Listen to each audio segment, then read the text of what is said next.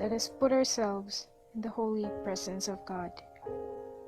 Father in heaven, always merciful and giver of life, we humbly ask that you bless each one of us, from the speakers, program committees, guests, and participants. Guide us to make better decisions as we incorporate what we will learn throughout this activity. Thank you for the infinite blessings and countless opportunities.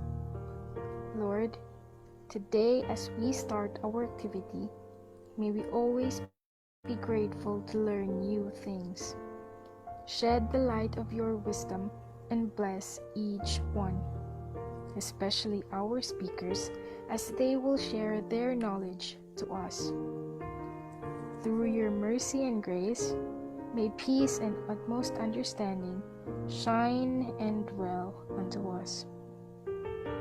Almighty God, accompany each one and help us concentrate for us to gain more knowledge as we listen attentively.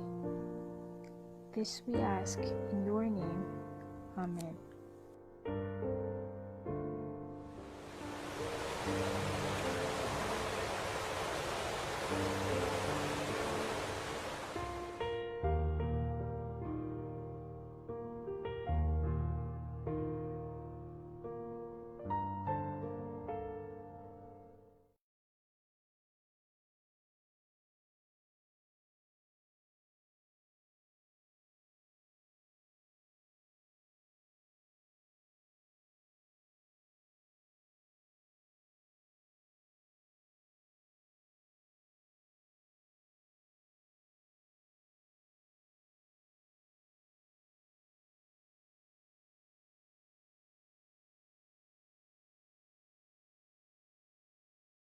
Hello everyone, magandang gabi po sa inyong lahat.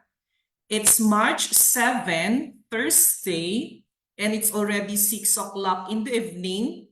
And I believe we can now officially start our learning session for tonight, which is all about ethics and professionalism in the workplace.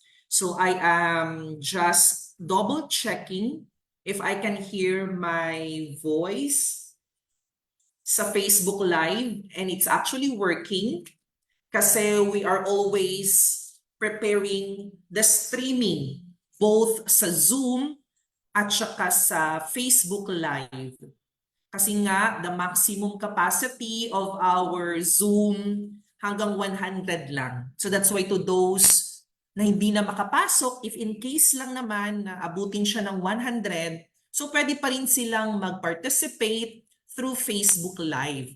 Kahit saan naman kayong mag-participate, Zoom man yan or Facebook man yan, as long as you availed of the certificate of participation, as long as na nagbayad ka ng processing fee, automatic yan na makaka-receive ka ng certificate.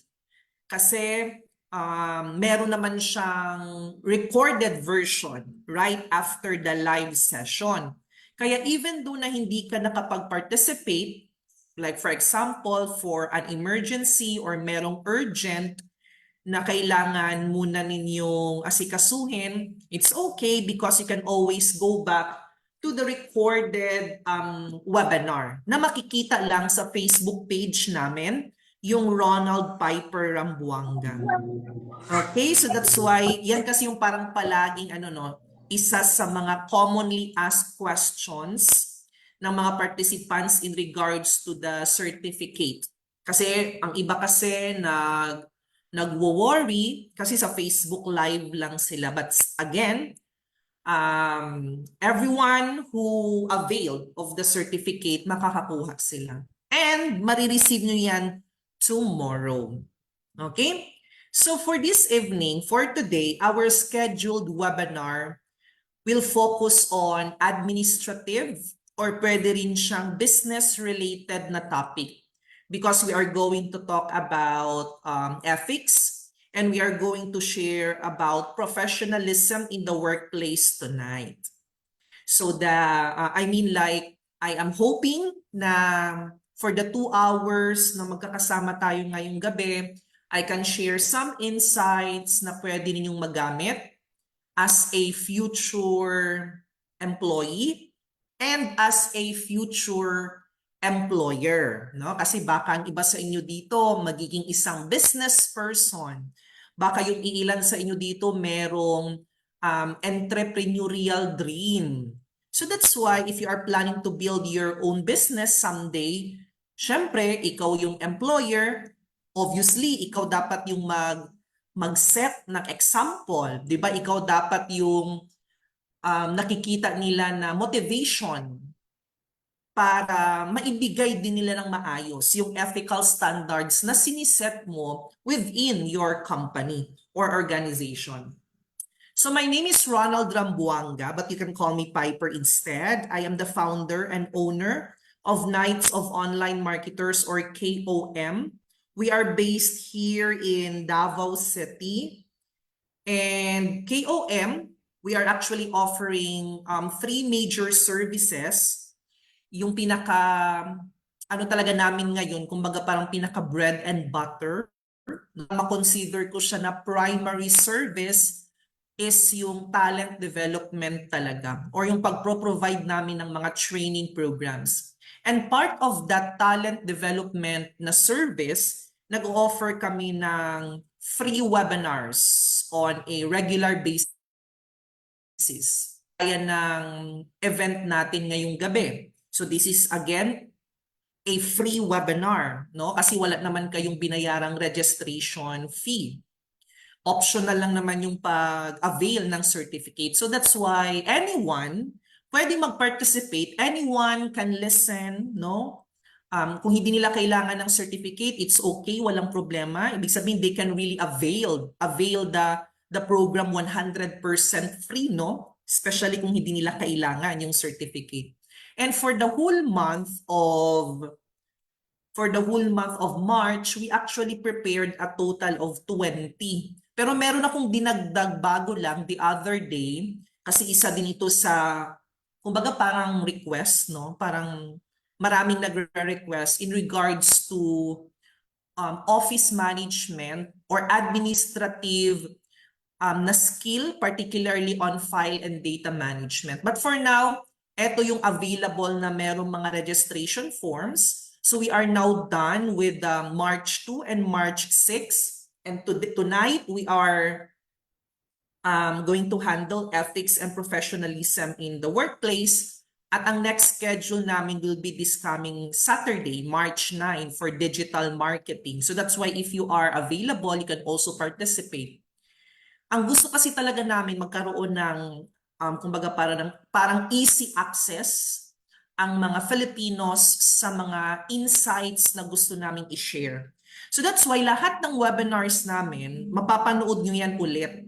Paulit-ulit sa aming Facebook page. We are not going to delete those recorded webinars hanggat andyan ang Facebook, hanggat hindi siya nawawala, yung totoong nawala ha, hindi yung kagaya sa nangyari the other night. If kung mawawala man talaga si Facebook, doon lang mawawala yung aming mga accessible na mga learning materials. Kaya actually pwede nyo rin yung i-download if you want. If you know how to download a video from YouTube, from Facebook, ma-download sa local computer ninyo para magkaroon kayo ng local file, pwede din. It's up to you kung paano nyo sila i-utilize. Basta, ang aming advocacy is i-offer sa inyo yan ng libre. I am also a qualified mentor and coach of the Philippine Center for Entrepreneurship. And actually, for this year, I was already invited this coming April, no? That's my first engagement with the Philippine Center for Entrepreneurship this coming April. And it's all about digitalization. Kasi nga isa sa mga modules na hinahandle ko with them, yung digitalization. And actually, sa schedule natin for the entire month of March, meron kaming 5 webinars related to digitalization here. So that's why if you're interested with our digitalization topics, i-review nyo na lang ulit yung aming schedule by visiting our Facebook page. Pwede yung Knights of Online Marketers, pwede rin yung Facebook page namin na Ronald Piper Rambuanga, kung saan kami nagla-live as of the moment. Okay? Now, I prepared 3 topics for this evening related to ethics and professionalism in the workplace. So the first topic will cover about the introduction to ethics and professionalism. Kumbaga ano yung similarities nila, ano yung pinagkaiba nila.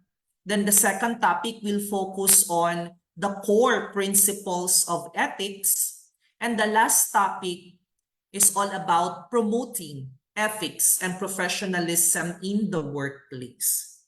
So I am hoping na mako-cover natin ang 3 topics na to. Actually, last Monday, I was being invited by the National University, particularly with the tourism and hospitality management students. Ang discussion din namin during that webinar, exclusive lang for them, we talk about ethics and professionalism specific for the hospitality industry.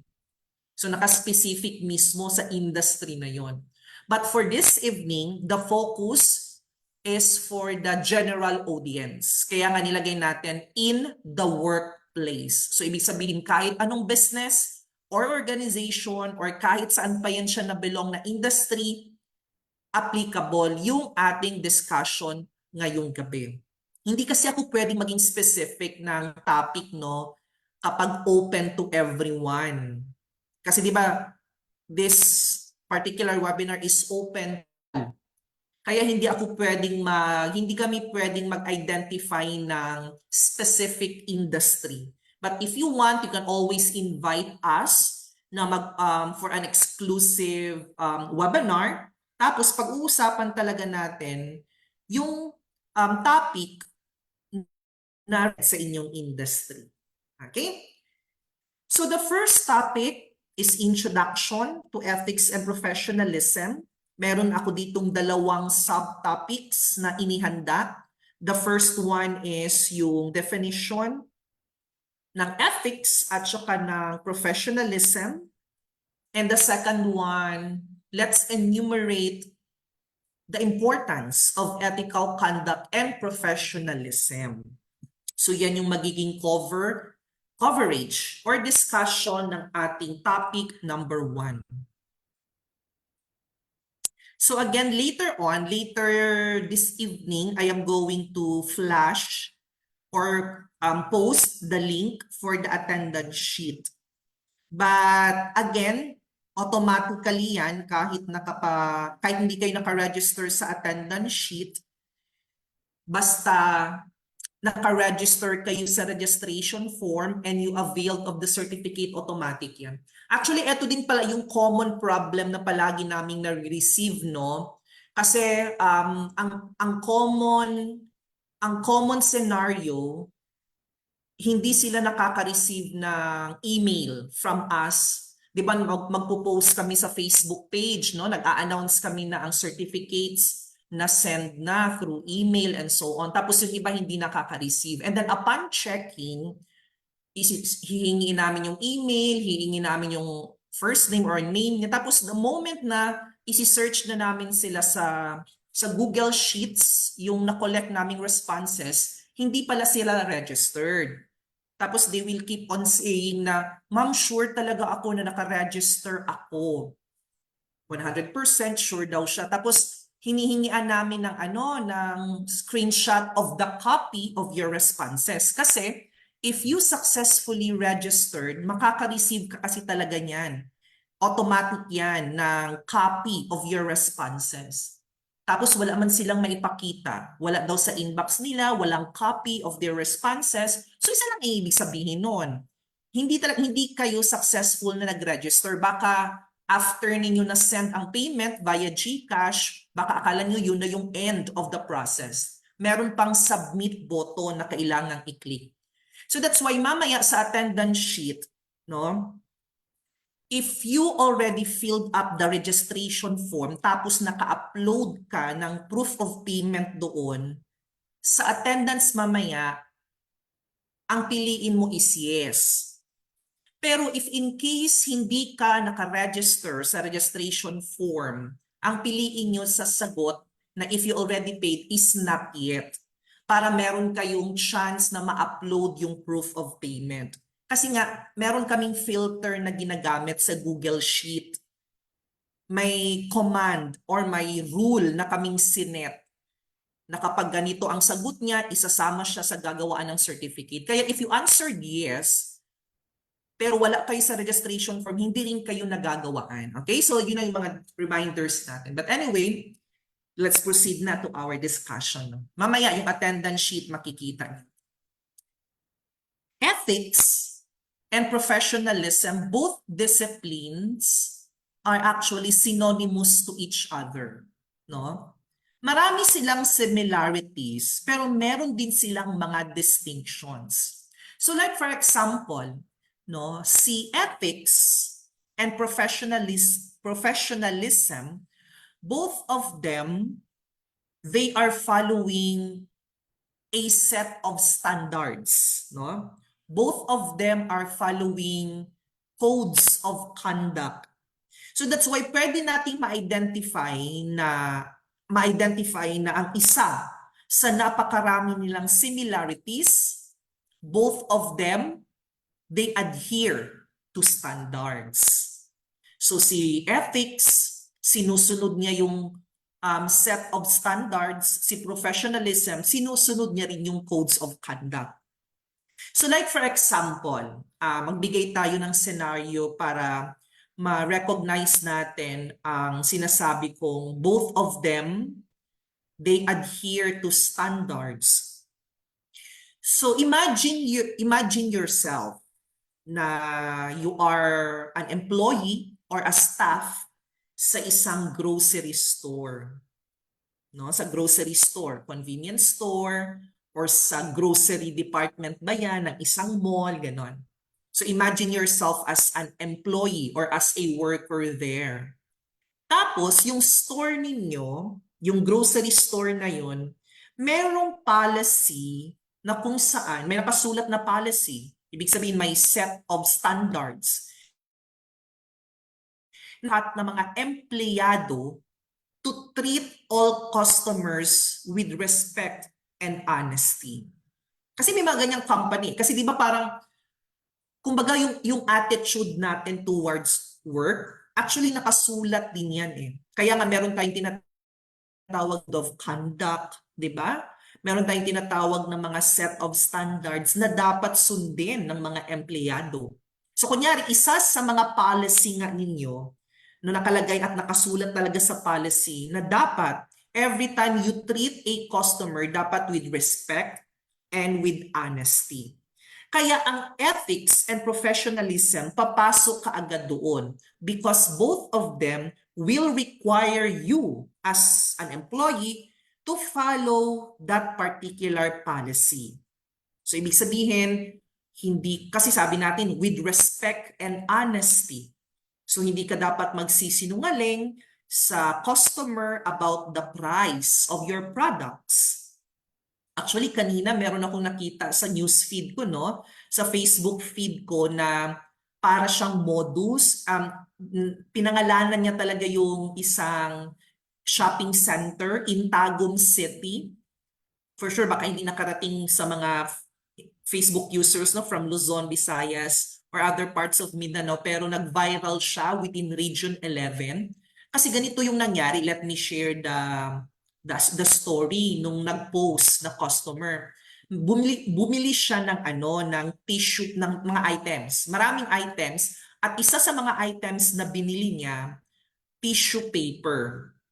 Worth 32 pesos. So the tissue paper is worth 32 pesos. Tapos, nung pinapunch na ng cashier yung mga items, hindi visible ang screen sa customer. Kasi di ba usually sa mga department stores, nakikita natin yung pinapunch, yung presyo. Kaya dapat attentive din kayo, no? Ang nangyari, ganito, so na-punch na, tapos nagbayad na yung customer. Tapos pag exit niya, i-check yan ng security guard. So, dinoble check ng security guard yung mga items. So, parang inisa-isa. Usually, ang mga security guards, i-check lang nila or lalagyan ng color red yung resibo para hindi na siya magamit ulit, di ba? Pero during that time, ang security guard, chinek niya talaga ang every item. Tapos, merong nakapunch sa resibo na 112 or 119, something like that. 112. Tapos hinanap ng security guard sa price tag ng mga items, walang 119 doon. Tapos nakita niya yung 32 pesos, walang 32 pesos doon sa resibo. And then to find out, yun nga pala ang ginagawa. I don't know kung modus ba yan or baka technical error lang talaga, no? Pero ang na-punch is 119 for the price of 32 pesos. Hindi natin alam kung if the employee, if the of it. Pero for sure, aware naman siguro siya, no? Nung nascan yung barcode, yung price tag, nakita 32 pero ang na-punch 119 pero hindi niya na sinabi.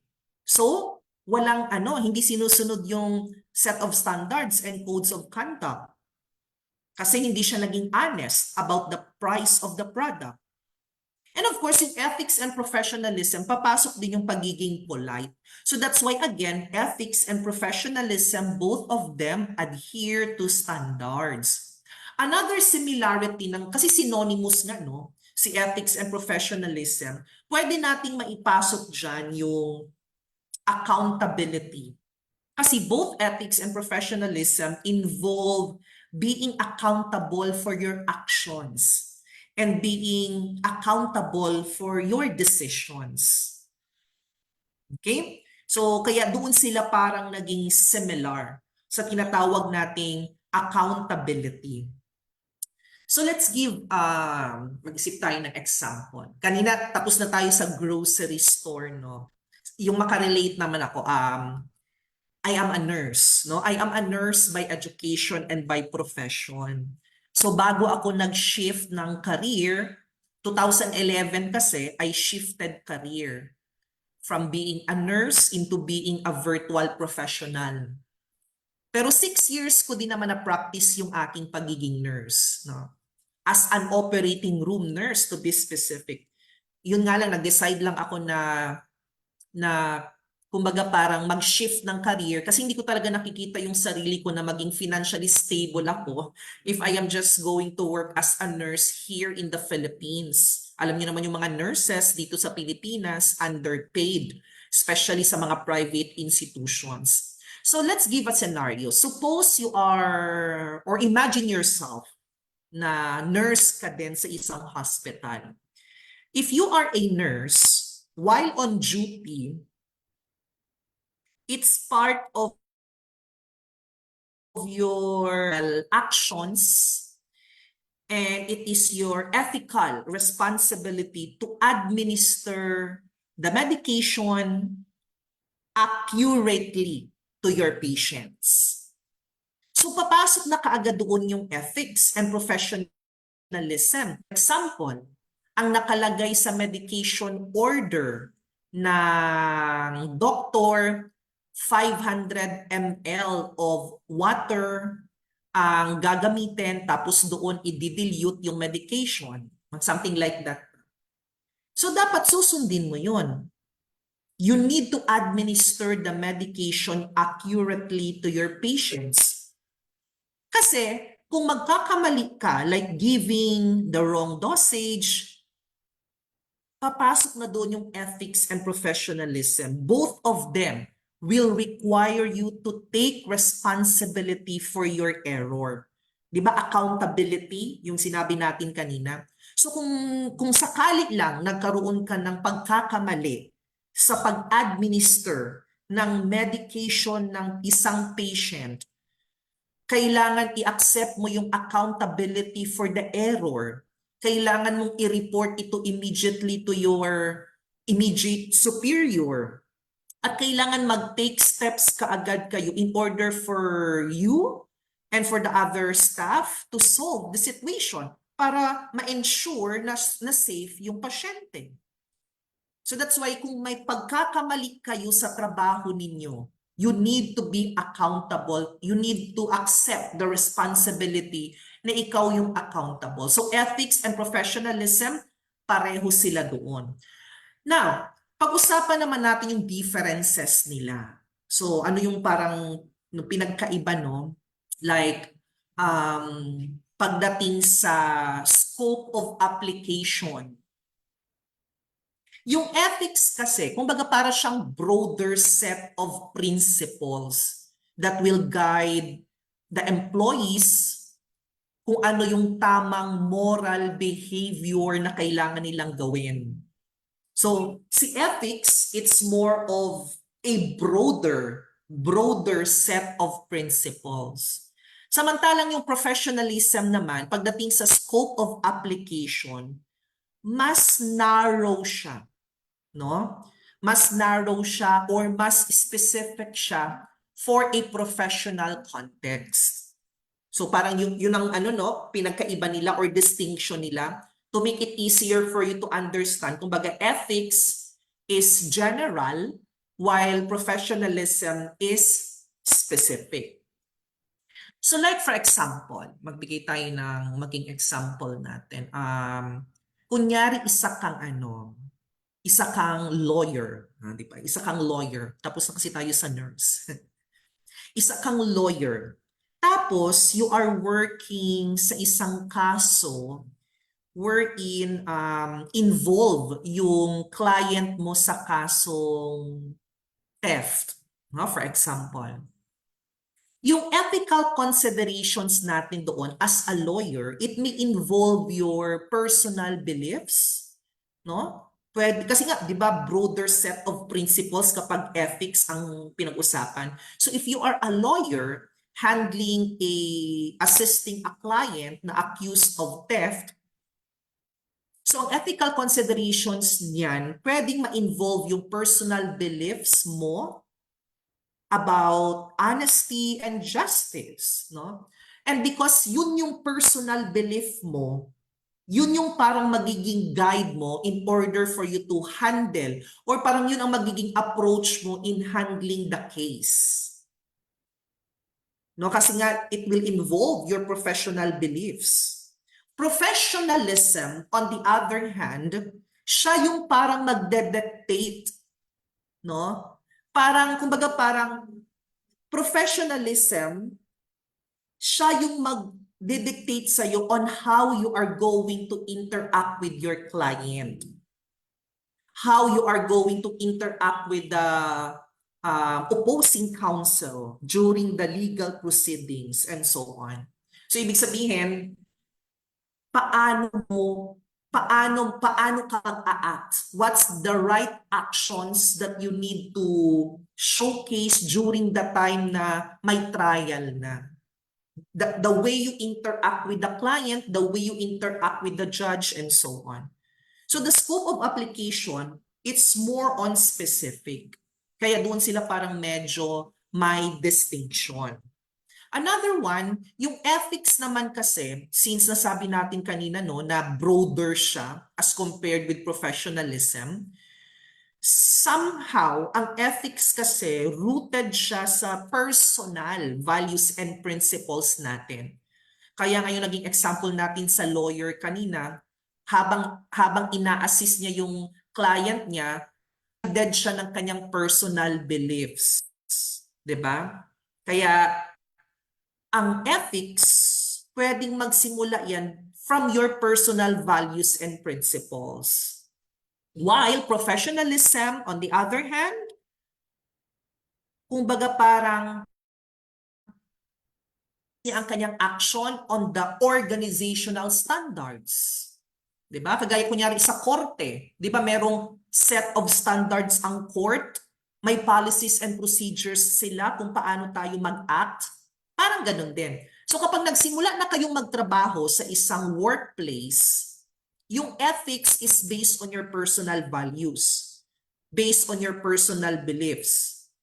based on your personal principles. Pero pag nagtrabaho na kayo, mag-change yan because may set of standards ang isang organization and you need to follow it. Kaya pumapasok doon ang professionalism. Okay?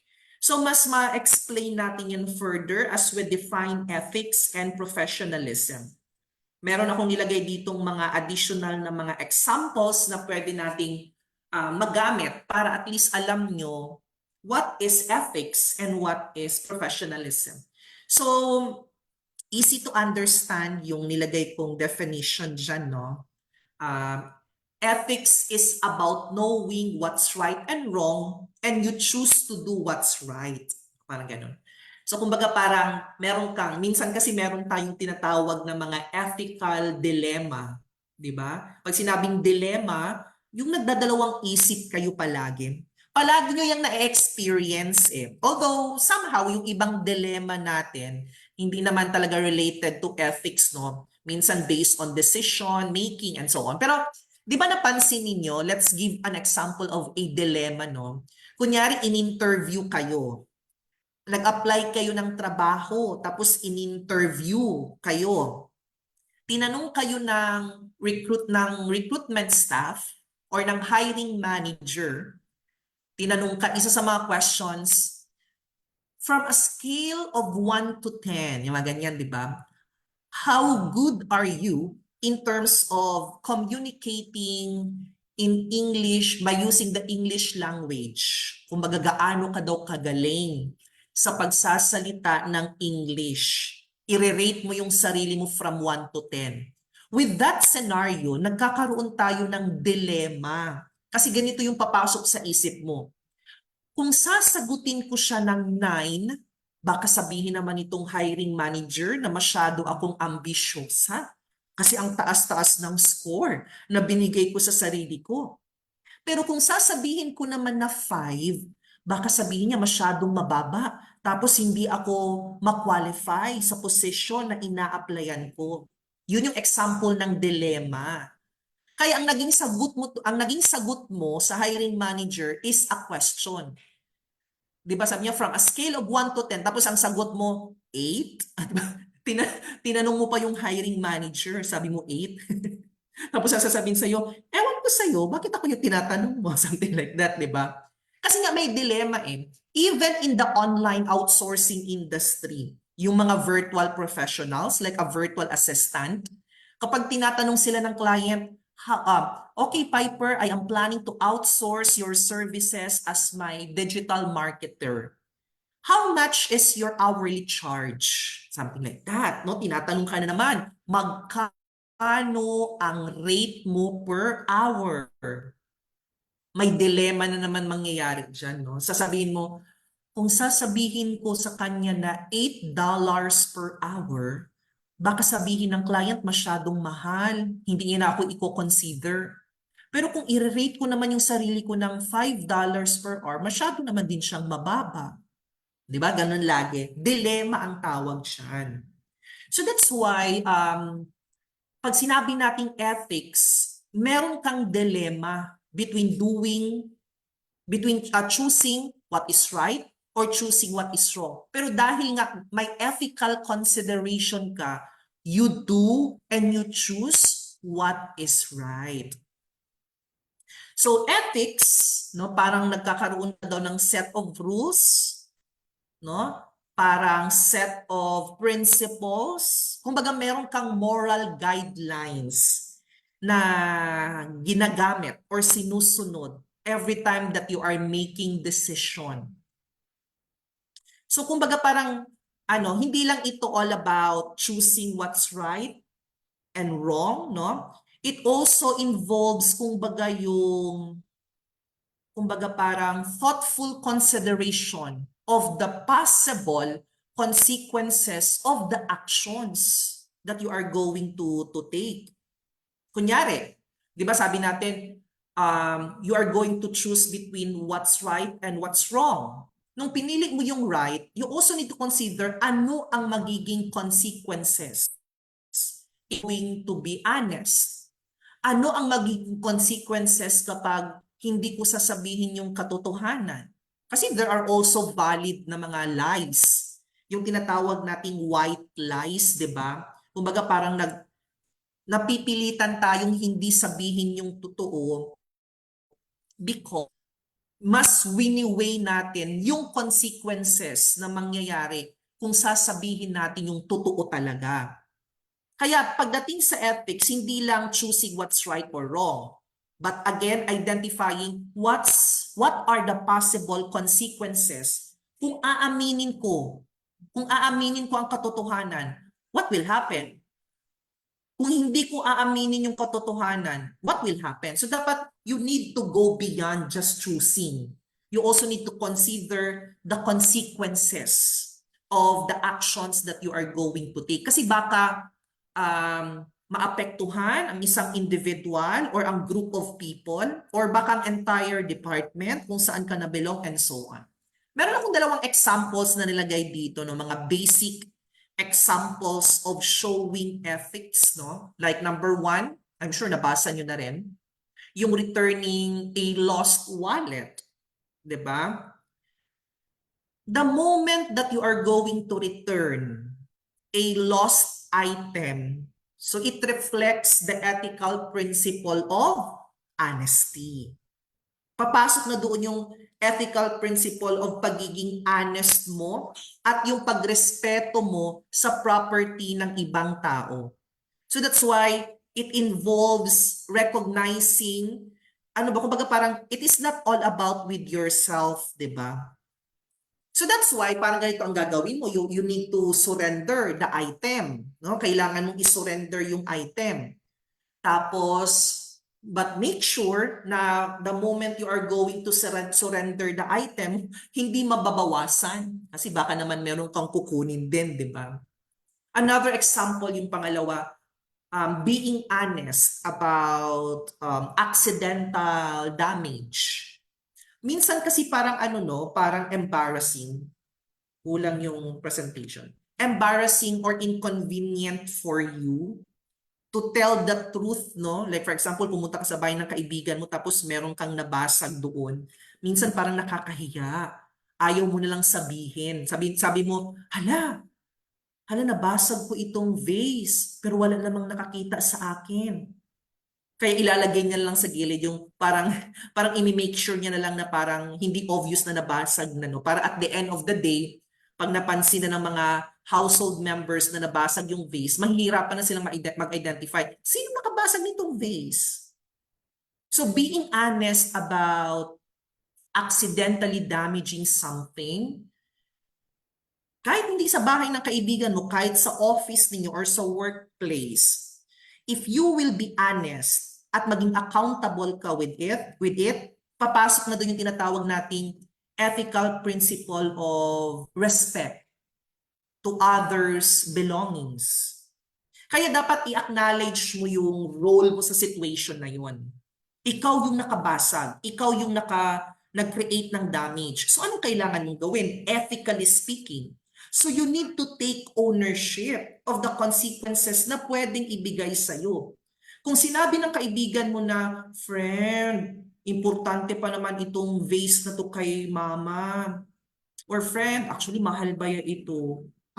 Pwede kaya i-replace mo na lang itong item? And you need to accept it if that's the consequences na pwede mong ma-experience.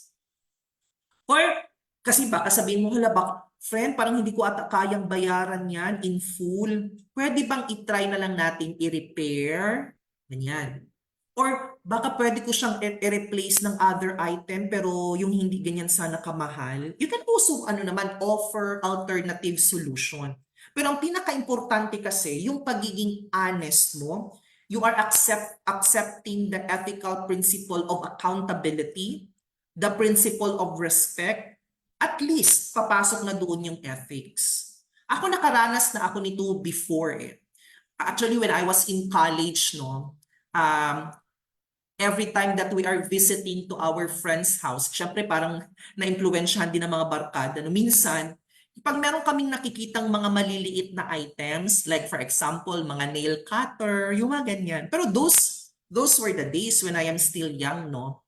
mga nasa 17, 18 years old. Tapos pag makita kami mga small items sa bahay ng kaibigan namin, minsan kinukuha namin. Like yung mga, kunyari, yung tong na ginagamit pang pick up ng ice, yung mga ganyan.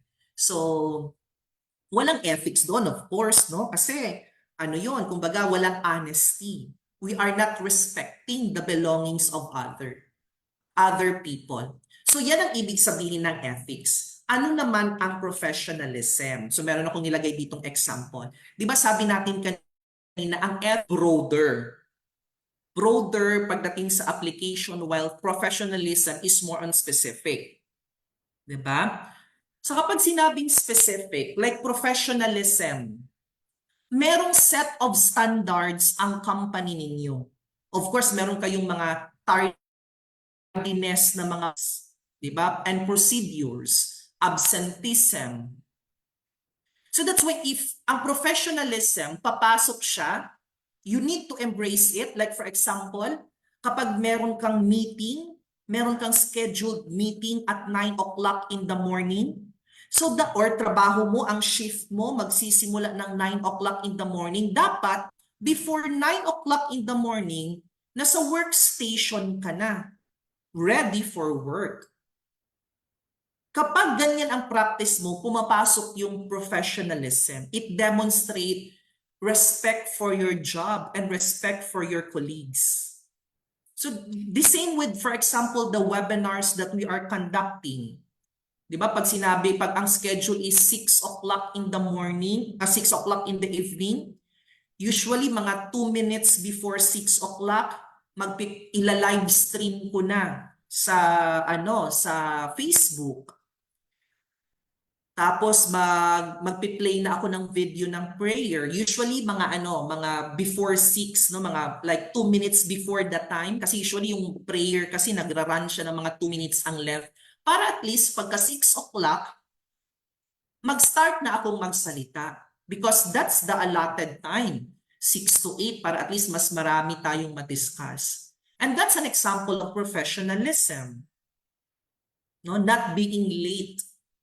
Pero syempre case-to-case basis kasi some of you na late din. Dumating ng after 6 o'clock in the evening. Pero syempre there are unavoidable circumstances din na minsan nararanasan natin. Ako in the past, no, kapag ang schedule ng webinar namin is feeling ko maapektuhan kasi meron akong prior activity na ginagawa, nagsisend naman din ako ng email. And that is also showing professionalism. Kunyari, ang schedule is 2 o'clock in the afternoon. Pero meron akong ginagawa na parang feeling ko alanganin to start at 2.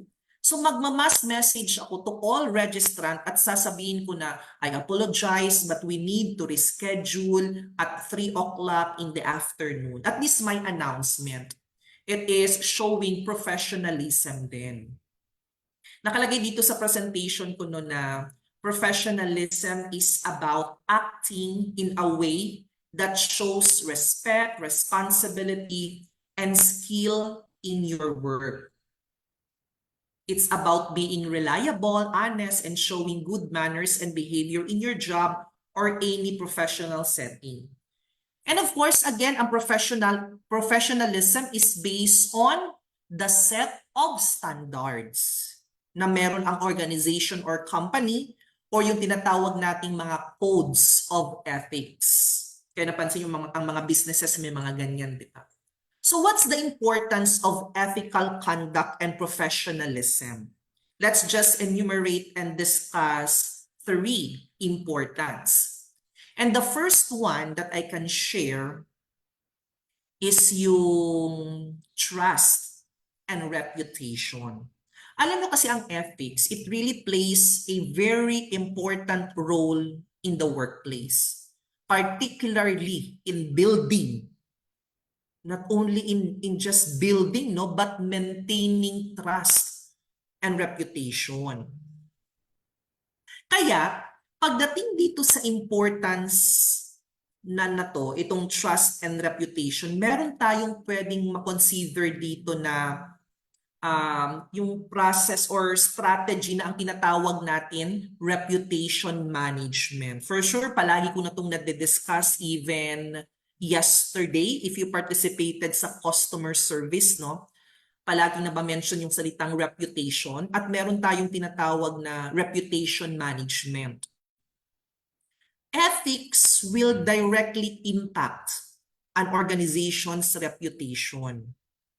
So that's why, di ba, ang isang organization, ang isang company, in order for them to attract yung mga qualified na mga candidates to apply for a position, di ba? Para ma-attract nila yung mga top talents, para maka-attract sila ng mga loyal customers, or maybe maka-attract sila ng mga investors. Kailangan mataas yung kanilang reputation. And how are you going to increase your reputation? By starting or showing ethical standards talaga. Makikita na yung integrity, makikita yung transparency.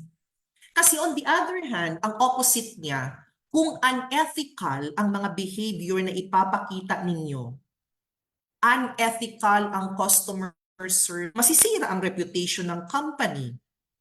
At kapag sira na ang reputation ng isang business, it will lead to loss of sales, di ba? Tapos yung mga empleyado, there's a possibility na they will resign. Yung mga dati mong customers will look for another provider. At ang pinaka-worst pa talaga na pwedeng mangyari kung sakaling bumababa na ang reputation ninyo ng isang business or ng isang brand, baka maka-experience siya ng mga legal consequences. Baka may empleyado na mag-file ng case sa kanya. Or mag-lead, kasi nga may loss of sales, it will lead to bankruptcy, magkakaroon din ng financial consequences. So that's why ethical conduct and professionalism in the workplace, important yan siya para ma-establish at ma-maintain ang trust and reputation ng isang brand. Okay, so for example, trust and reputation. Kunyari sa isang pharmaceutical company. Kunyari nagtatrabaho ko sa isang company na nagpro-produce ng gamot, ng paracetamol, for example. Tapos na-discover mo, no, na yung pharmaceutical company na yun, kumbaga alam nila kung ano ang, kumbaga totoong side effects nung gamot na pinoproduce nila. Pero napansin mo na sa kanilang marketing strategy, hindi nila, or sa kanilang promotion, or sa mga awareness contents na pinapublish nila, hindi na-mention doon yung side effect na yun. Kasi it might ruin the reputation, di ba, of the pharmaceutical company. Kaya as the employee, no, as the employee of that company, magkakaroon ka ngayon ng dilemma. Ano yung dilemma mo? Ire-report mo ba yung na-observe mong misconduct ng company? At magiging ano ka, yung tinatawag palagi sa politics or yung sa Senado, magiging whistleblower ka? Di ba yung mga whistleblower, sila yung mga mga kasabwat, pero nakonsensya na, kaya inamin na yung katotohanan, parang ganyan, no? So magkakaroon ka ngayon ng dilema. Kasi nakita mo na, alam mo na eto yung side effects, pero hindi sinasabi sa mga users. So ang dilema ngayon, ire-report ko ba ito? Or mananatili na lang akong tahimik? Kasi para maiwasan na magkaroon ng conflict. Diba? So papasok ngayon yung trust and reputation. Kailangan mong, of course, syempre, sabi natin kanina, di ba? You identified what's right and what's wrong, and you choose to do what is right. And you also need to consider the possible consequences.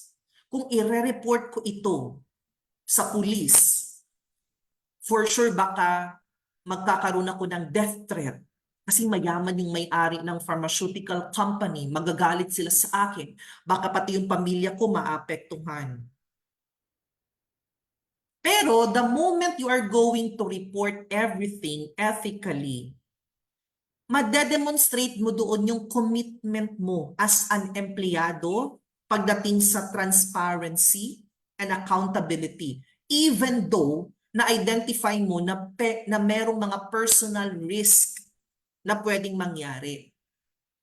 By telling the truth, by reporting the misconduct of that pharmaceutical company, isa lang ang ibig sabihin nun. You are upholding ethical standards. You are protecting the safety of the users. Di ba? Siyempre, kung may side effect pala na ganyan, kailangan malaman din ng mga malaman ng mga users din. So that's why it's important in an organization, in a company, yung trust and reputation. Second, na pwede nating mo-consider, yung positive work environment. Yung ethics, eto kasi yung fundamentals na pwede nating ma-consider in order for us to create a positive work environment. Kasi yung mga ethical behavior ng mga empleyado, 'di ba? Yun naman talaga yung parang makakatulong in order for us to foster trust, as we mentioned earlier.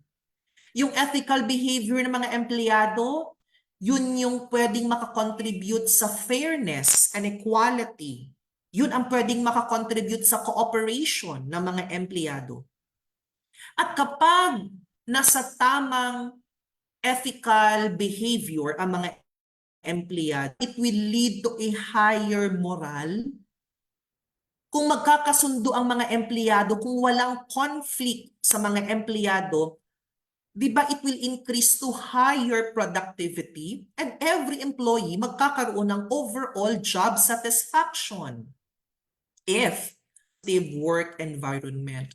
Pero alam niyo yung mga employee conflict, hindi talaga yan minsan, hindi yan siya talaga mawawala kahit kailan. Even after conducting a team building, alam niyo mga kumpanya, di ba pag nag-conduct ng team building, tapos during the team building, may mga open forum, chuchu, yung mga ganyan ba? Tapos yung mga magkakaaway before the team building, magiging okay during the team building. Kasi ipagbabati yung mga may conflict. Pero pagdating naman sa workplace, kinabukasan, ganun pa rin. Mag-away-away pa rin. Kumbaga parang during the team building, kasi parang embarrassing or nakakahiya, plastikan na lang muna sa loob ng isang araw na yan. Pero pagbalik kinabukasan or pagbalik sa workplace, parang wala lang ding may nangyari. Minsan nga, mas lalo pang nagkaroon ng conflict kasi during the team building, yan na yung time na nagiging honest yung mga empleyado, di ba? Sasabihin, alam mo Joel, kaya ayaw namin sa'yo kasi yung ugali mo ganito, pero wag ka sanang ma-hurt ha. Kasi ganun, di ba ganun? Pero pagbalik ng workplace, mas lalong nainis itong Joel. Sasabihin, ganun pala ang tingin niyo sa akin ha. Kaya hindi ko alam kung ano nako-contribute ng team building. Kaya kung mag-team building, dapat more on talaga, recreational activities na lang. Yung mag-enjoy, yung recreational activities instead of yung mga open forum, ganyan, or give this heart, and so on. Or give the petals to the ones you love, give the thorns of the rose to the person you hate. Something like that. Mas maganda kung ang team building is yung mag-foster ng teamwork na lang kaysa yung mga maglabas ng emotion. But of course, it depends pa rin naman sa nag-o-organize, no? Positive work environment. So, isa sa mga pwede nating gawin para maging positive ang work environment is to respect each one of us. Kunyari, in your workplace, meron kang mga colleagues and co-workers from different cultural backgrounds or from different geographical location in the Philippines. Like for example, kunyari sa Manila, Tapos merong isang Bisaya, no? Na nagtrabaho sa Manila. Tapos obvious na Bisaya siya because of the intonation or the way the person speaks. So if you are a co-worker, kung kasamahan mo sa trabaho yung Bisaya na yan, yung Ilonggo na yan, and so on, dapat irespeto natin yung kanilang background, di ba? Or cultural background, religious background, we need to respect it para ma-maintain ang positive work environment. Kaya kapag meron kayong mga meeting, for example, dapat i-encourage talaga lahat to share their perspectives. Dapat i-encourage lahat to share their ideas. Na kung saan kapag mag-share sila ng ideas nila, mawawala ang fear of discrimination. Ako, I am a member of the LGBT community, no? I am a proud member of the LGBT sector. Mabuti na lang din na growing up, hindi naman ako naka-experience na ma-discriminate ako. Kasi 'di ba, kung ano yung pinapakita mo sa public, doon din nila ibabalik nila 'yan based sa ipinapakita mo. So like if you act professionally in the public, so hindi ka nila babastusin. Parang something like that. Ako never kong na-experience na ma-discriminate. Na-experience ko lang na magkaroon ng limitation. Limitation ba? In terms of expressing myself. Like when I was a nurse, nung nurse kasi ako, syempre, kailangan kong mag-project as a male employee. Kaya hindi ako pwedeng magpa-long hair. So that's part of the standards by the hospital na lahat ng mga lalaki, yung male, ang gender, kailangan lalaki ang projection. So gusto kong magpa-long hair, pero hindi pwede. Gusto kong kilay 2,000. Yun yung uso dati, yung masyadong manipis na kilay, no? Kikis-kisin yung kilay tapos manipis. Ang tawag dati, kilay 2,000. Pero syempre yung iba sa inyo dito nung year 2000, baka bagong panganak pa lang. Ngayon kasi pakapalan ng kilay eh. Gusto kong mag-blush on pero hindi pwede. Hindi naman discrimination yun for me. I am given limitation. And because I need to embrace professionalism, so kailangan kong sundin yun as an employee. Okay, so that's why you need to respect each other. Or yung mga conflict, din siyang hinahandle. Dapat ang immediate superior, wala siyang favoritism. No? Eto, naranasan ko talaga to when I was a nurse na yung immediate superior ko dati meron talagang favoritism, especially in requesting for schedule. Kasi di ba ang mga nurses, di ba nagwo-work, ang hospitals kasi, they are operating 24 hours. Kaya merong 3 shifts in one day, the morning, the afternoon, and the evening shift. Tapos, mapansin ko talaga dati nun may favoritism yung immediate superior ko kasi every time I am asking for a schedule, hindi niya ako pagbigyan. Tapos knowing na itong staff, itong colleague na favorite niya, nag-request ng ganitong schedule, pagbibigyan ka agad. Diba? Kaya hindi positive ang work environment na naranasan ko. So that's why ethics and professionalism, importante sila. And the third one and the last one, yung ethics and professionalism, that's actually part of your legal requirements din.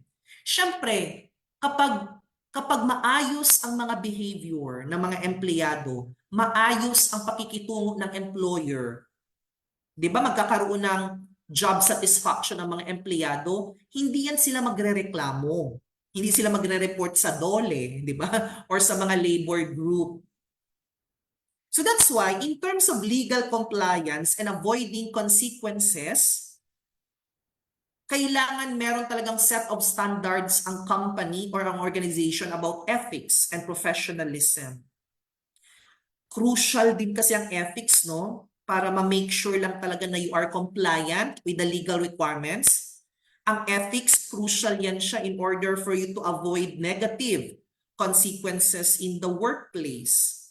So that's why you need to adhere sa mga ethical principles na makakatulong sa organization or sa mga individuals na yung ginagawa nila within the work environment is aligned with the legal requirements para maiwasan nga na magkaroon ng legal violations, magkaroon ng penalties, or ang pinaka-worst case talaga, bababa ang reputation mo, magkakaroon ng reputational damage. Yung ethical behavior na meron sa isang organization, it will reduce the possibility na yung mga empleyado mag-engage sa mga activities na hindi acceptable. Like for example, fraud. Alam mo yung fraud, di ba? Merong I don't know, like years ago, mga 2017 or 2016, I don't know if all of you, majority of you familiar, na ang isang sikat na BPO company, international BPO company na maraming branches in the Philippines, biglang tinanggal yung isang account at merong 700 plus na mga agents ang nawala ng trabaho because of fraud. Kasabay nung yung alam yung nangyari sa SAF, 'di ba? Naalaala niyo yung Fallen 44 ba yun? Yung mga sundalo na namatay sa giyera. 'Di ba ang tawag Fallen 44? It was during the time of Pinoy, I believe, no? And it was during the time nung yung isang BPO company tinanggal yung 700 plus employees because of fraud. Kaya tinawag dati yun na Fallen 700. Because of fraud. And because may unethical behavior na nangyari, may legal consequences na nangyari din. So that's why, para maiwasan yung mga consequences na yun, kailangan may set of standards na makakatulong in order for the employees na sundin nila and in order for the employees na yun talaga ang dapat lang nilang gawin. You need to promote integrity. You need to promote honesty. Kumbaga yung ethics, it will serve as your guard. It will serve as your protector against sa mga unethical conduct. So kumbaga parang siya yung protector mo. Kaya kung wala pa kayong ethical standards in your company, in your organization, kung wala pa kayong mga code of ethics, code of conduct, then you need to create one because it is very important. Okay. Now, meron akong na-identify dito na 5 core principles of ethics, and our topic number 2. So we are now done with the definition of ethics and professionalism. Nag-identify na rin tayo ng mga examples kanina. We are now done with the importance of ethics, ethical standard, and now let's proceed to the core principles of ethics naman.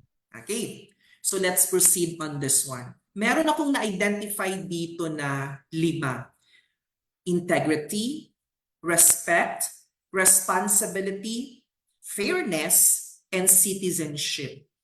So i-discuss natin siya individually and magbibigay ako sa inyo ng mga simple tips na pwedeng makatulong sa inyo para ma-practice ninyo ang mga core principles na to.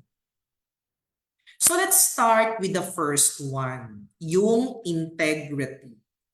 Importance of honesty and transparency.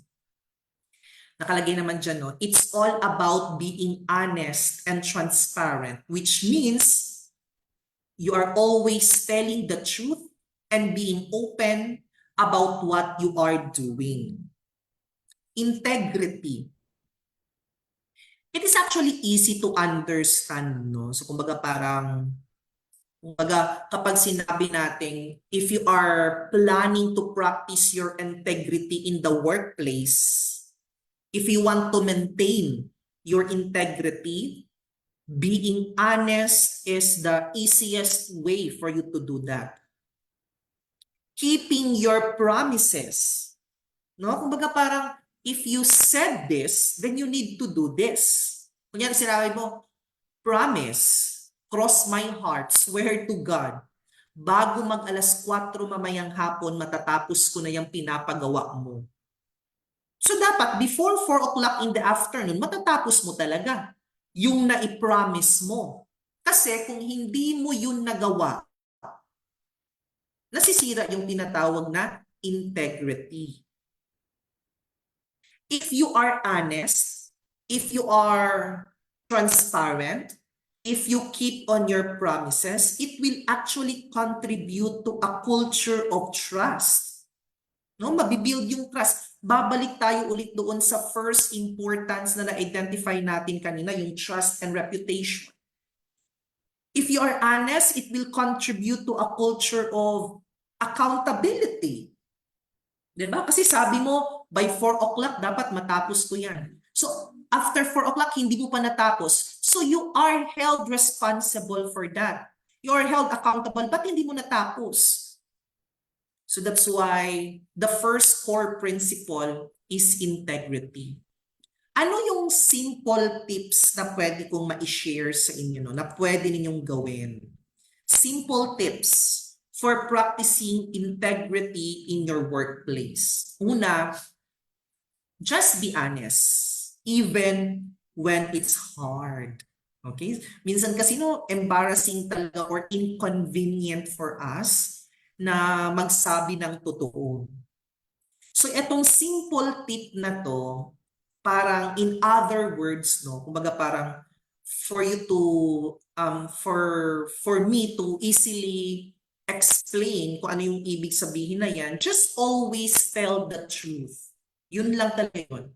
Always tell the truth even if it is difficult to tell the truth or even it is embarrassing to tell the truth. Kunyari, magpapadala ka ng email. Kunyari, ano ka? You are working as an email customer support. Parang something like that, no? Or you are working directly with a client. Virtual assistant ka. Ngayon, while you are working, you accidentally sent an email to your client with incorrect na information.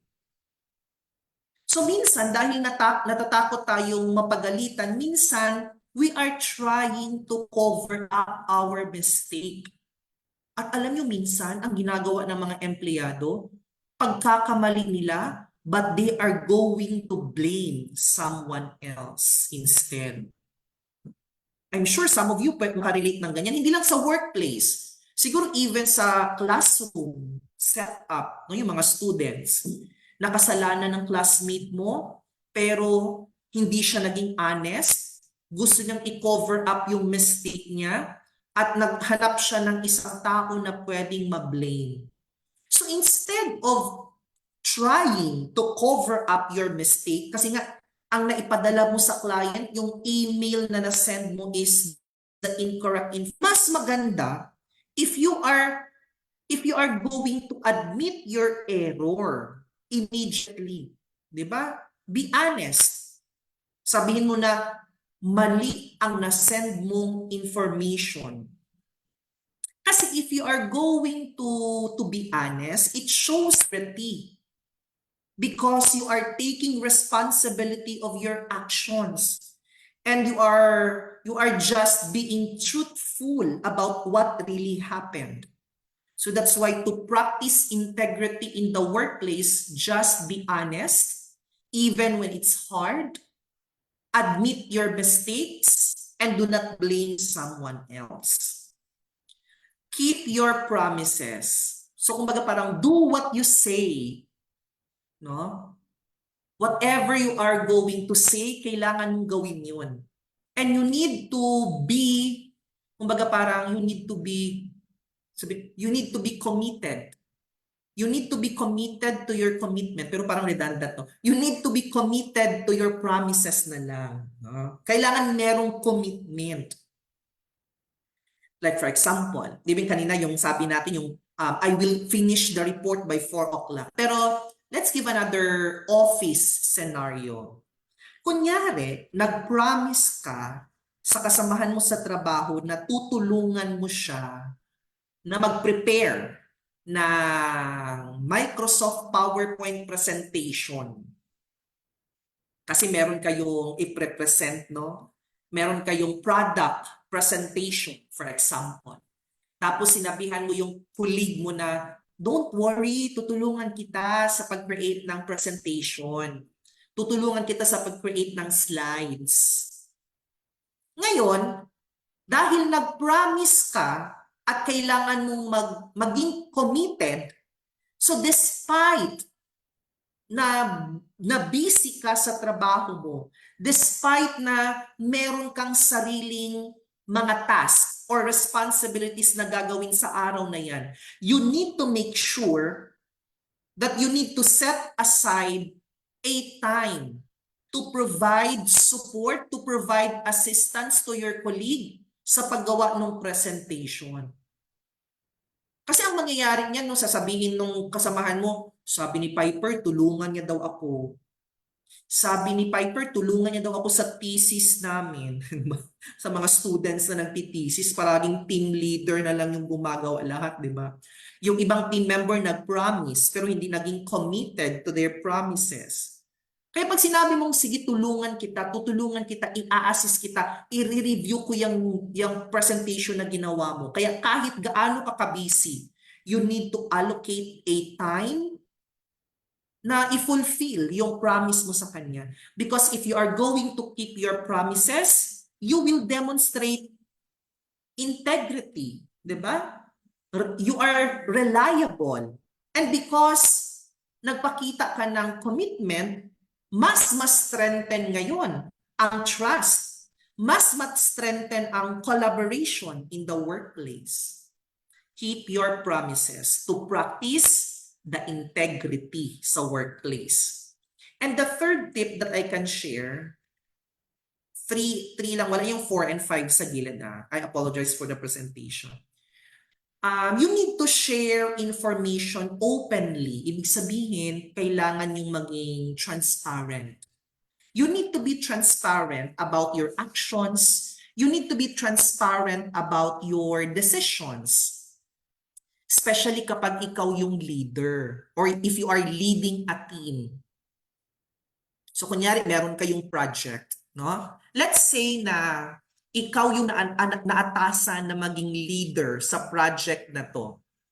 Tapos, there's a change in the project timeline na kung saan yung changes na nangyari, maapektuhan ang task ng bawat isa. Kunyari, no, kasi ikaw yung leader, ikaw yung team leader ng project na yan. Tapos nalaman mo from the higher authority na there's some changes in the project timeline. At alam mo sa sarili mo na kapag nag-change ang timeline, maapektuhan ang mga task ng bawat isa. So ngayon, anong gagawin mo? Di ba sabi dyan, share information openly.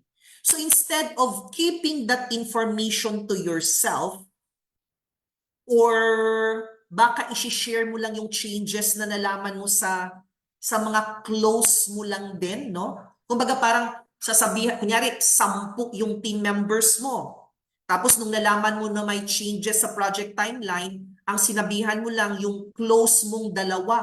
Samantalang yung 8 sa team members mo, hindi mo kinausap. That's wrong. Nasisira yung integrity mo. So that's why instead of it to yourself, and sharing it to few members of the team, dapat ang gawin mo, magpatawag ka ng meeting. No? Magpatawag ka ng meeting, mag-set ka ng meeting, and you discuss all the changes to your team transparently. Okay? Kailangan ma-build ang trust among team members. Kailangan ma-ensure that every single team member nasa the same page pa rin kayo. Kasi kung dalawa lang yung sasabihan mo, yung 8, they are not on the same page anymore. Maiiwan sila. Iiwan mo sa ere. And if you will ensure that everyone is aware of the changes, it will lead to an engaged collaboration. And of course, yung na-mention natin kanina, magkakaroon ng positive and supportive na work environment. Kaya to practice your integrity, be honest, even when it's hard, keep your promises, and share information openly. The second core principle is respect. And this time, you are going to value diversity and inclusivity. Actually, parang dito napasok yung kagaya sa inclusivity ng mga LGBT, no? Maraming mga advocate for that. Kaya isa sa mga pwedeng i-embrace ng organization, I will just share about the LGBT. Especially if you are a recruitment staff, if you are the hiring manager, you always need to ask first kung paano mo i-address yung kausap mo. Siyempre, hindi mo alam kung ano yung kanyang gender preference, di ba? Kasi may mga tao kasi, may mga members of the LGBT community na ayaw nilang tawagin silang sir if they are a transgender, no? Minsan maiinis ba, sir, ang babae ng itsura ko. Actually, ako hindi. I'm not sensitive with that. Bahala na kayo kung anong gusto niyo itawag sa akin. Some of my friends are calling me Ronald. Walang problema. Some of the government employees na naging partner namin, they are still calling me sir. Kasi baka yung paniniwala din ng baka yung paniniwala ng tao, bakla man ito, transgender man ito, pero lalaki pa rin kayang itatawag ko sa kanya sir. So I am also respecting kung ano yung kanyang belief. Kaya every time someone is calling me, yes sir, it's okay for me, it's not a problem. Pero meron kasing iba na sensitive naman. Kaya yung sinabi ko kanina sa inyo, pagdating sa hiring, pagdating sa recruitment, for example, just to show respect, kasi nga we need to showcase ethics and professionalism. It's part of your responsibility na tanungin yung kausap mo kung ano ang gusto nilang gamitin para i-address mo sila. Kasi baka gusto niyo tawagin siyang miss. Baka gusto niyo tawagin siyang ma'am. And that's actually showing respect. Actually, yung isa sa mga pwede nyo rin maipakita yung respect, yung pagiging courteous on a higher level. Kasi you need to treat everyone with kindness and consideration. Kaya dapat, every time that you are talking to a stranger, you need to start with the highest form of respect and courtesy. And that is by calling the person ma'am and sir. Yan talaga yung pinaka magandang practice natin. Kahit na anong level pa niya, tawagin natin siyang ma'am or sir. Kasi halimbawa, pumunta ka ng mall, tapos meron kang gustong bilhin. Di ba ang usual na tawag natin sa mga salesperson, sa sales lady to be specific, di ba ate? Kasi doon tayo comfortable. Ate, hi te, saan po dito yung children's na section or department? Yung mga ganyan, di ba? We are calling them ate, we are calling them kuya. Or kung sa iba pa, minsan tinatawag na day, day or dong, mga ganyan kung sa Bisaya pa. And to show respect, kailangan natin silang kausapin with the highest form of courtesy. Kung sales lady siya, pwede mo siyang tawaging ma'am. And just wait na siya ang magsabi kung ano yung preferred na gusto niyang itawag sa kanya. Kapag sinabi mo, excuse me ma'am, saan po dito yung ano? Ay, huwag mo na akong tawagin ma'am. Oh, at least, you provided kindness. You showcased respect to that person. Kaya always say it with ma'am or sir. Kahit sa online job, no, online, like for example, sa online scenario, ang mga Americans, for example, di ba mas gusto nilang tawagin sila on a first name basis. Kung ang pangalan niya Robert, dapat tawagin mo siyang Robert. Pero valid siguro yun kung matagal na kayong magkakilala or I mean may relationship na na-establish. Pero during interview mo kay Robert, tapos sinabi mo kaagad, "Hi Robert, good evening to you." Hindi mo kasi alam kung anong mararamdaman ng client. Although gusto nga nila first name basis. Pero mas maganda if you're going to say, "Hi Sir Robert, a pleasant evening to you." Tapos pag sinabi niya, "Don't call me sir, just call me with my first name, Robert." So that's the right way. Valuing diversity and inclusivity. Kaya pag sinabi ng transgender na, "You can actually call me Miss Piper," then call her Miss Piper. Kung ang gusto niyang pronoun is her instead of his, then you need to respect it. Gamitin mo her. Kapag nakaka-receive nga ako ng mga certificate of recognition, mga plaque of appreciation, ano talaga, nafe-feel ko yung inclusivity because even though ang nakalagay sa pangalan is Ronald Rambuanga, ang nakalagay naman sa pronoun ko her or she. Hindi naman nila ako tinatanong, no? Pero ibig sabihin may ano na sila, consideration na kailangan inclusive. Acknowledging that each person is unique and has their own strengths and differences. Now, let me share simple tips in order for you to practice respect in the workplace.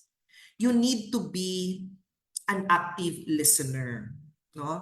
Take time to listen to others. Hindi yung puro palagi na lang ikaw. Hindi pwedeng ikaw yung bida-bida palagi sa opisina. Take time to listen to others. And while you listen, try to understand as well their point of view. Di ba nasabi natin kanina no na i-respect natin yung mga cultural background, i-respect natin yung mga religious background. So that's why kung magpag-gather kayo ng meeting, make sure that each and every individual na nasa meeting na yon, bigyan ninyo ng pagkakataon na magsalita. Listen to them. Baka kasi meron silang mga perspectives, meron silang mga ideas na helpful pala at beneficial. Kaso ayaw mong makinig sa kanila kasi feeling mo alam mo lahat. Take time to listen. So during a meeting, kunyari no, during a meeting, yung isa sa mga kasamahan nyo nag-share ng idea. Tapos, hindi ka nag-agree. No? So isa sa mga kasamahan mo nag-share ng idea, sabi niya, dapat ganito yung gawin natin and so on and so forth. Pero nag-disagree ka. Kaya in order for you to show respect, kasi hindi mo lang pwedeng sabihin na, ay mali yan, huwag mo na ipagpatuloy. Di ba? Ininterrupt mo siya, habang nagsasalita siya, tapos ang analysis mo, parang hindi man ito effective o hindi man ito magandang idea ang sinasabi niya. Anong ginawa mo? Ininterrupt mo siya. Bigla kang sumingit habang nagsasalita siya. Kasi para lang matigil na siya or ma-dismiss kung ano man yung idea na sinasabi niya. That's wrong. Mali yun. Even though na hindi ka mag-agree sa sinasabi niya, you still need to listen kung ano yung sinasabi niya. And then, para ma-showcase talaga yung respect sa kulig na yon, you need to ask questions. Kunyari may sinabi siya, no, pero feeling mo talaga hindi ka papayag. Huwag mong sabihin na that's a wrong idea. You can still ask supplementary questions para mas maintindihan niya lalo kung ano ba talaga yung pinag-uusapan. Kunyari, sinabi mo sa isip mo at the back of your mind, ano man itong sinasuggest na idea? Alam niya ba kung ano yung pinag-uusapan namin? So that's why instead na ipahiya mo siya in front of the other colleagues, why not ask questions para mas maintindihan niya. Or magtanong ka para mas maintindihan mo. Kasi baka ikaw yung hindi masyadong nakagets. Kaya kailangan talaga nating i-showcase ang respect by listening and learning from them. Okay? Second, paano pa natin ma-practice ang respect in the workplace? Make use of inclusive language. You always need to be mindful of the words that you are using. You need to be mindful, no, or you need to make sure that you avoid making comments na pwedeng maka-hurt or baka maging offensive sa iba. Kagaya yung sinabi natin kanina na while nag-share siya ng idea, bigla mo siyang in-interrupt at sinabi mo, ay mali yan. That's not a good idea and it's wrong, di ba? Sabi nga, use inclusive language. Avoid making comments. Avoid making jokes na na parang offensive sa kanya. So kunyari, meron kayong meeting o meron kayong upcoming na event. Meron kayong upcoming na team activity.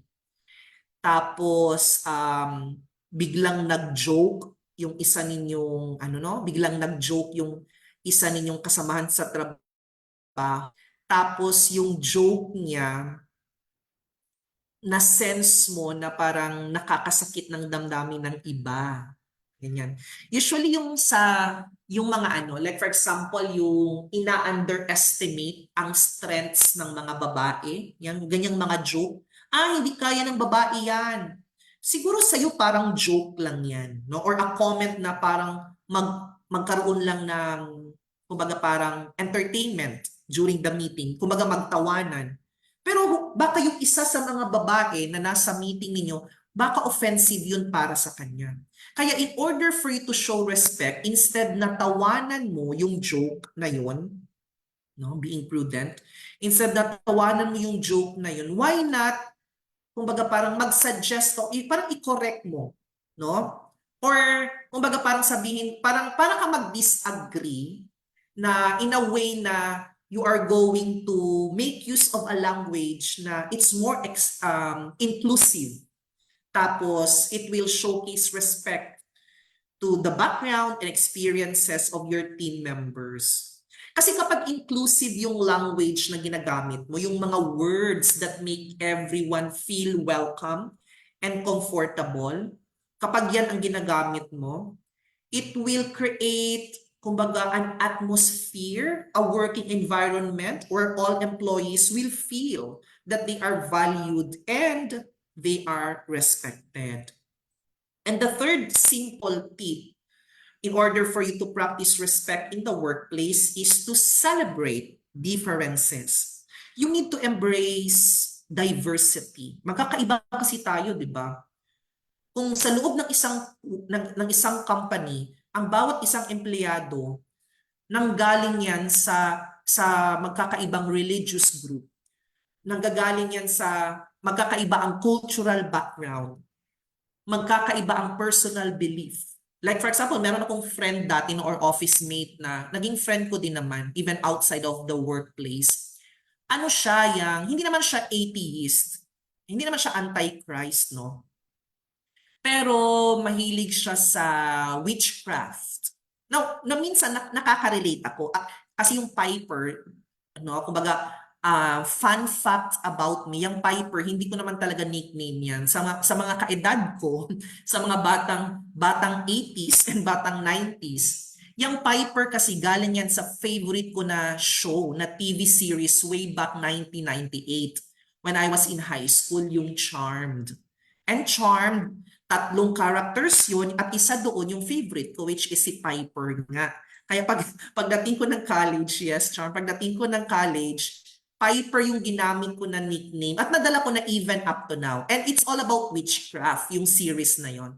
Kaya yung friend ko na mahilig sa witchcraft, nakaka-relate ako sa kanya, no? Pero hindi ko siya, I am accepting the fact na kapag mag-prayer kami, hindi siya mag-participate, hindi siya tatayo, and so on. Because we need to celebrate also our differences. We need to embrace diversity. We need to recognize the unique strengths of each and every coworker. Kasi si empleyado number 1, may ganito siyang strength na wala kay empleyado number 2, and vice versa. Kaya if you are going to embrace and recognize the unique strengths of each and every employee, for sure, no, ma-achieve ninyo ang business goal. Like for example, yung team ninyo, you are working on a project. No? Your team is working on a specific project. And na-observe mo na ang bawat isa sa mga members mo may kanya-kanyang ideas at meron kanya-kanyang approaches. Si team member number 1, ganito yung kanyang idea, ganito yung approach na gusto niyang gawin. Si team member number 2, iba naman. Si team number 3, iba naman, and so on. So that's why, instead, kasi dahil nga ikaw yung leader, tapos na-observe mo na parang magkakaiba yung mga ideas ng team members mo, di ba usually no, minsan ang mga leaders, kung ano yung idea nila, gusto nila yung talaga yung nasusunod. Whether you like it or not, I am the leader. Ako yung susundin ninyo. If that's the scenario, hindi napapractice ang respect. Walang respect doon kasi in the first place, idea mo lang yung pinaniniwalaan mo. You are not listening to the ideas of others. So that's why instead of trying to impose your own ideas, you need to encourage your team members to share instead their perspectives, their ideas. Brainstorm kayo. Kasi pwede namang pagsama-samahin lahat ng mga ideas niyo hanggang maka-come up kayo with the right solution if you are solving a problem. And because of that, dahil sa initiative mo na i-encourage ang bawat team members, dahil na-recognize diversity of thoughts na meron sila, no? Pwede kayong mas maging creative at maka-create kayo ng innovative na outcome. That's why to practice respect, you need to celebrate differences. Respect the feelings of everyone. If they will feel na respected ang nararamdaman at nasa isip nila, mas ine-empower natin sila to contribute their unique talents or their unique skills. Respect is the second core principle. The third core principle of ethics naman, yung responsibility. May ibig sabihin, you are accountable for your actions. You are going to take ownership of what you are going to do. Kung ano yung consequences niya, ikaw yung accountable. You are not going to blame others. Responsibility.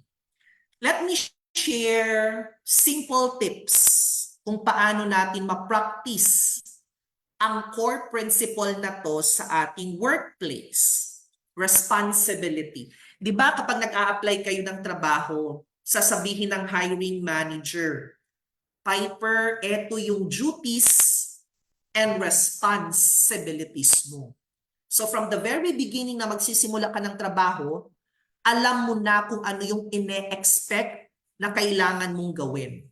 So ang ibig sabihin, you need to follow through on tasks.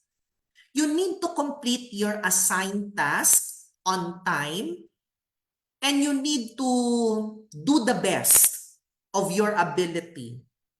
No? Kumbaga parang mag-exert ka ng effort.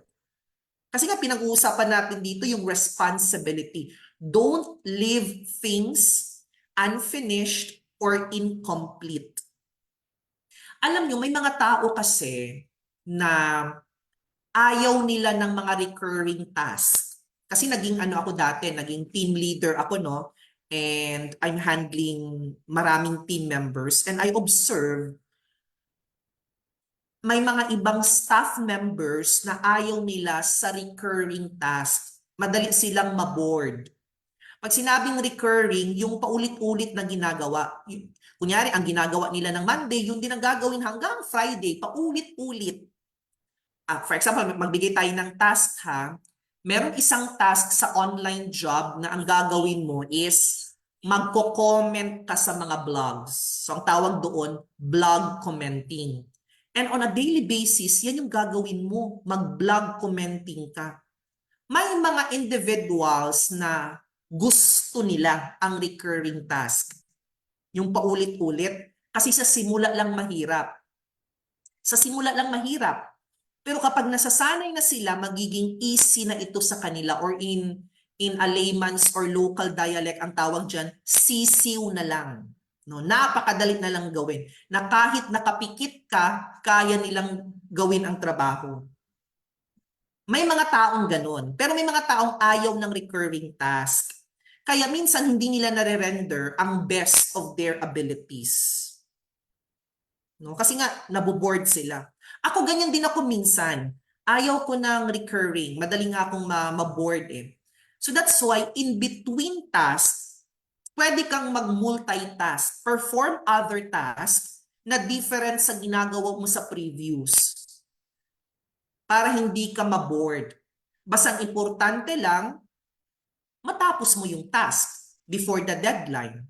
So kunyari meron kang you are working sa isang company, tapos meron kang manager. Tapos yung manager mo, binigyan ka ng project, tapos binigyan ka ng deadline. Sabi niya, Piper, meron akong project na ibibigay sa'yo pero kailangan mong tapusin ito ng 1 linggo lang. Minsan kasi ang mga tao, ang mga Filipinos, mas productive kapag nagpapanik. Alam niyo? Kung kailan malapit ang deadline, kinabukasan na isubmit, saka pa yun nila gagawin a day before. Kasi yung iba daw, sabi ng iba, paniniwala ng iba, personal belief nila, na mas daw sila, kumbaga mas gumagana yung utak nila pag malapit na ang deadline. I don't know if that's really effective, no? Pero ako, the moment na nakareceive ako ng task, sisimulan ko na yan. Hindi ko siya tatapusin on that day. Pero ang importante na simulan ko na siya. So if merong binigay sa iyo na task, tapos ang deadline is 1 week. So instead na rush ka kapag malapit na ang deadline, yung last minute, why not create a plan, a timeline to manage your time effectively? Kunyari, day 1, ito yung gagawin mo. Parang maggagawa ka ng to-do list. You need to break down. Choose day 2, ito yung day 3, ito yung gagawin mo, day 4. So you need to plan and you need to manage your time effectively. You need to break down the project into smaller tasks para hindi ka magra-rush at the last minute kung malapit na siyang isasubmit. Kasi if you will prepare from the day 1 up to the deadline, you will deliver quality work. And because of that, dahil quality ang naging output mo, kasi day 1 pa lang ginawa mo na, you are actually demonstrating responsibility in fulfilling your duties. So always follow through on task. Okay? Second simple tip is to take initiative. Kumbaga, kahit na hindi inutos sa'yo, kumbaga gagawin mo kasi eto yung nararapat gawin. 'Di ba? Kailangan mong maging proactive and you need to look for opportunities kung paano ka makaka-contribute sa company or sa organization para mas ma-improve pa yung mga processes nila. Kahit na hindi ka sinasabihan, ginagawa mo. Kasi alam mo na makakatulong ito. Pero minsan kasi yung karaniwan din kasi yung mga empleyado, ayaw din kasi nilang mag-take ng initiative. Kasi realistically speaking, sa setup kasi sa Philippines, kapag nalaman ng boss mo na masipag ka, 'di ba? Responsible ka, mas maraming task, mas maraming trabaho ang ibibigay sa iyo. Pero wala namang additional increase on the salary. Di ba nung nalaman na magaling ka mag-organize ng Christmas party. For sure, every time na merong event, ang organization ninyo, ikaw na ang organizer always. Pero alam nyo, meron akong experience before na nako-compensate ako or nakakakuha ako ng additional compensation every time that I am taking initiative. So like for example, noon, I work as the QMR or the Quality Management Representative. Tapos napansin ko na walang mga forms. Yung papel, yung traditional forms sa isang hospital yun ha. Wala silang mga forms na pina-fill up sa ganito and so on. So ang ginawa ko, nag-take ako ng initiative to create forms based on my previous hospital experience. Kumbaga kung ano yung naranasan ko dati, parang gusto kong gawin din doon sa kanila. Pero syempre, kailangan ng approval. Nung pinakita ko sa administrator, who happens to be the owner din ng hospital, na-amaze siya. Na-amaze. Sabi niya, wow, Piper, thank you ha. Nag-initiate ka na gumawa ng ganito. Tapos meron siyang biglang ipapasulat sa papel. Tapos nakalagay doon, please, nakalagay doon, message para sa cashier or sa billing. Please give Piper 1,000 pesos as honorarium.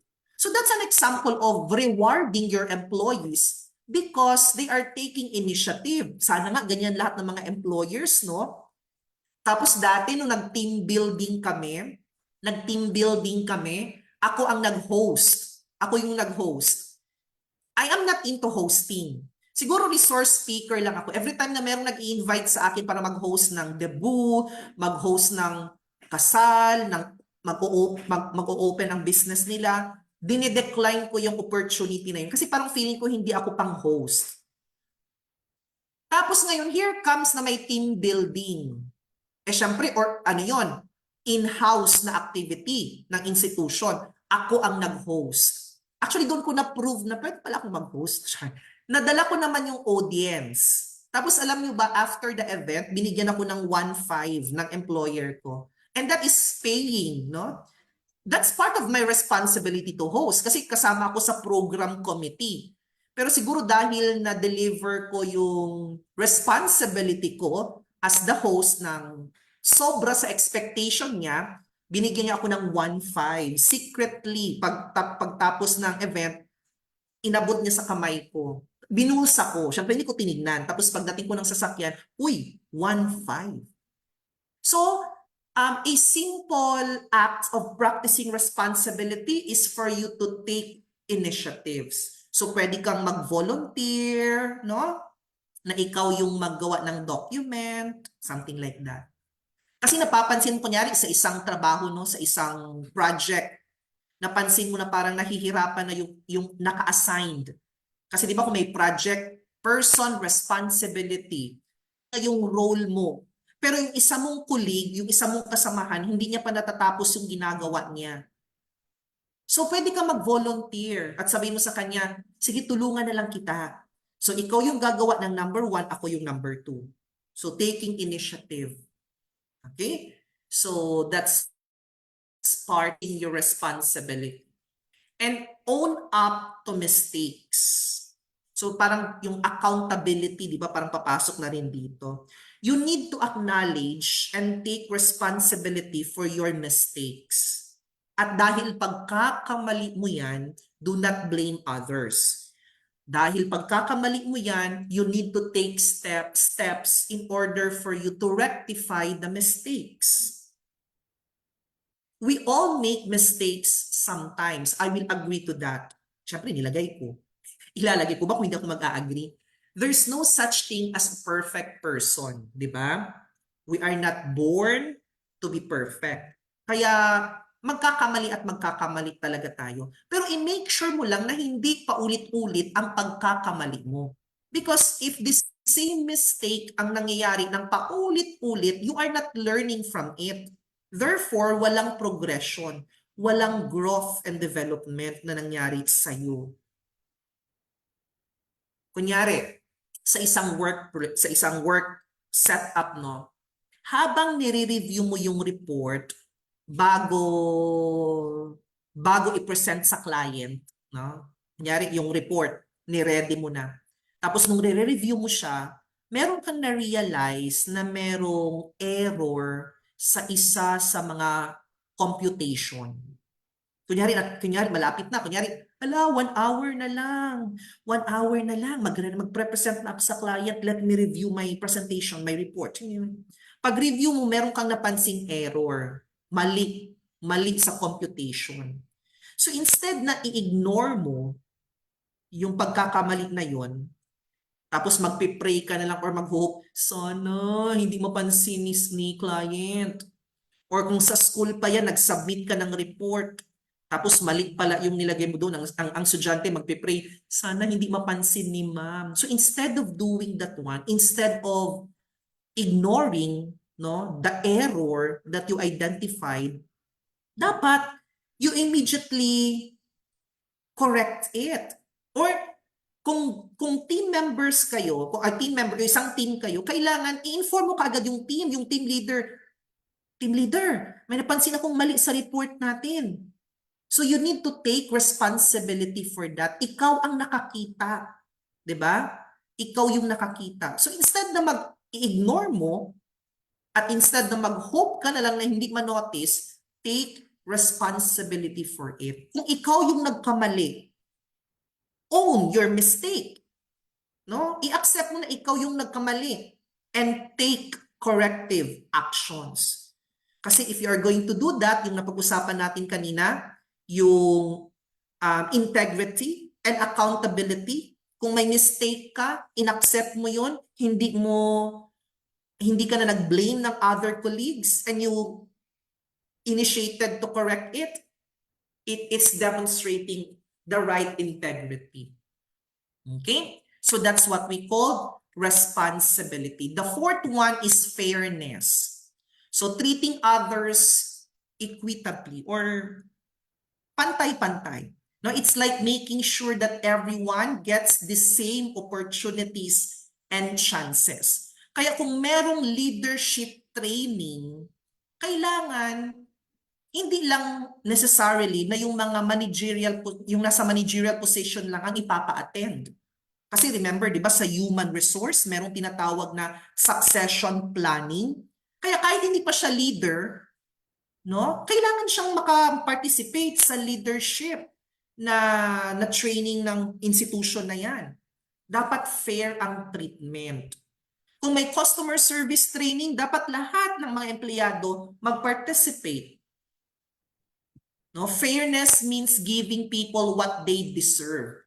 So eto naman yung 3 tips na pwede kong i-share. I will just flash na lang the 3 for the benefit of time, no? Equal opportunities. That's the first one. So you need to make sure that everyone has the same chance for them to succeed. Or sabihin nila natin, advance their careers. So dapat fair, no? Equal opportunity. Whoever, kahit sino man yan siya, wherever, kahit saan man yan siya galing, kailangan bigyan ng equal opportunity. Kagaya ng mention ko kanina, di ba, yung kung merong leadership na mga development program sa mga empleyados, palagi talaga ako yung empleyado, yung Tagalog ng employee, dinadaragan ko ng S para maging plural. Parang pinta. Kaya kung merong leadership development program sa lahat ng mga empleyado or mga employees, dapat ipa-join. Especially those who are interested, not only those na nasa managerial position. Instead na yung HR, mag-handpick lang ng mga candidates, sasabihin ng HR, ay si anong ipadala natin? Ay si ganito. So walang equal opportunity, walang fairness. You need to invite everyone. Kailangan open to all. At kung sino yung interested, pwedeng sasali. Second, in order for you to practice fairness, transparent communication. So keep everyone informed, no? Dapat may may communication channel wherein everyone is magiging updated sa mga changes na nangyayari. Kung may bagong policies and procedures, kailangan i-disseminate yan to all employees. Kunyari, merong restructuring. May restructuring sa organization ninyo, tapos it may lead to changes in job responsibilities. Ang restructuring, baka may changes in the organizational structure. Dati, nagre-report ka kay Piper, pero dahil sa restructuring, magre-report ka na ngayon kay Samantha. So that's why you need to be transparent. Instead of keeping this information na confidential at ipapaalam mo lang sa mga iilan sa mga empleyado, so kailangan magpatawag ng staff meeting, all staff meeting. Tapos i-discuss yung restructuring ng transparent. Okay? Dapat alam ng lahat. Kung meron kayong Christmas party, tapos ang grand prize sa dance competition is 5,000, dapat lahat ng empleyado alam na 5,000 yung grand prize. Kasi baka minsan na nakakaalam lang, yung nag-organize lang din. Hindi man yan siya PM for the prize, no? Kasi kailangan malaman yung grand prize. Kasi makakatulong yun to motivate na gagalingan ng mga empleyado. Kung nalaman nilang 10,000 ang grand prize, galingan natin, di ba? So dapat transparent. And the third one is respect and inclusivity. We actually discussed this one already, kaya hindi na natin i-dig further pa. Okay, and the last core principle of ethics is yung citizenship. Kumbaga parang parang in the Philippines, di ba, we are citizens. Ibig sabihin, you need to be a good member of the team. If you are a good Filipino citizen, you are religiously paying your taxes. So that's an example of citizenship in the Philippines. Kung may negosyo ka, no, nagde-declare ka ng maayos ng tax mo, that's an example of practicing citizenship. It's about doing things that help both your workplace and the community in positive ways. So I will share 3 simple tips na pwedeng ma-showcase or pwedeng ma-practice ang inyong citizenship. So number 1, volunteer for task. No? Volunteer for task. So kumbaga parang kung merong i-organize ang company ninyo na event, tapos kunyari fundraising, no, fundraising. Tapos yung primary role mo sa company is marketing ka, pero nag-volunteer ka na tutulungan mo ang planning and coordination committee, parang something like that. Kumbaga parang outside of your primary role. Hindi mo trabaho ang planning and coordination kasi trabaho yan ng mga HR staff kung yun ang nasa isip mo kasi marketing ka eh. Pero nag-volunteer ka. So that's an example of practicing citizenship.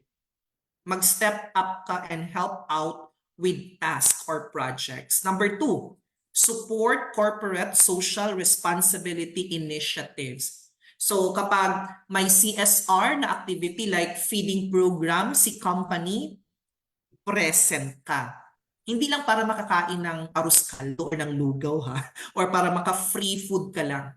Or kunyari merong festival, tapos ang company niyo kasama sa motorcade, kunyari lang, sumali ka doon.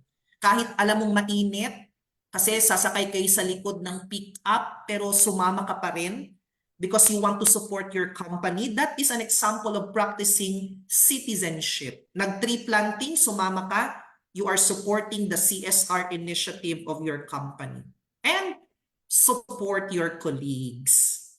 So kailangan, kapag meron kang nakitang co-worker or colleague na nagsastruggle sa kanyang mga task, then why not offer help to them? Okay? Citizenship. So yan yung 5 core principles of ethics. And to proceed with the third part, still have like 8 minutes, promoting ethics and professionalism, leadership role in setting ethical standards, establishing ethical codes of conduct and policies, strategies for addressing ethical dilemmas effectively. So ano ba yung role ng mga leaders in setting ethical standards? So number one, syempre, kailangan ikaw yung mag-set ng example. You need to, ikaw mismo as the leader, you need to demonstrate the values na meron ang company na yan. Especially if you are part of the HR department. I can still remember no na when I am part of the HR department, kailangan naming maging role model. Kasi kami yung nagmo-monitor ng mga empleyado na nalilate. Tapos may salary reduction. Tapos yung mga HR staff, karamihan sa kanila, late din palagi. So paano maniniwala yung mga empleyado na minsan naisip nila na unfair lagi kasi yung staff ng HR nalilate man din sila, something like that, di ba?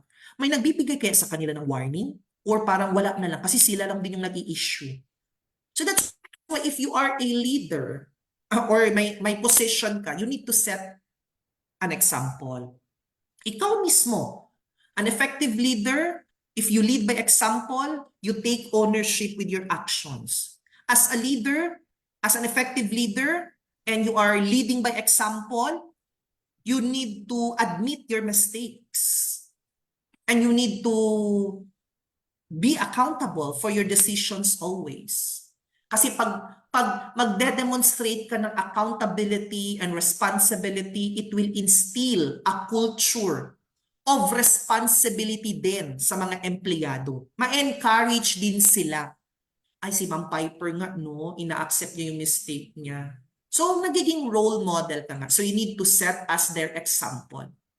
Alam nyo, kailangan meron talaga kayong establish na mga policies and mga guidelines. Kailangan nakasulat siya ng maayos. Everything must be written. Do not just think it.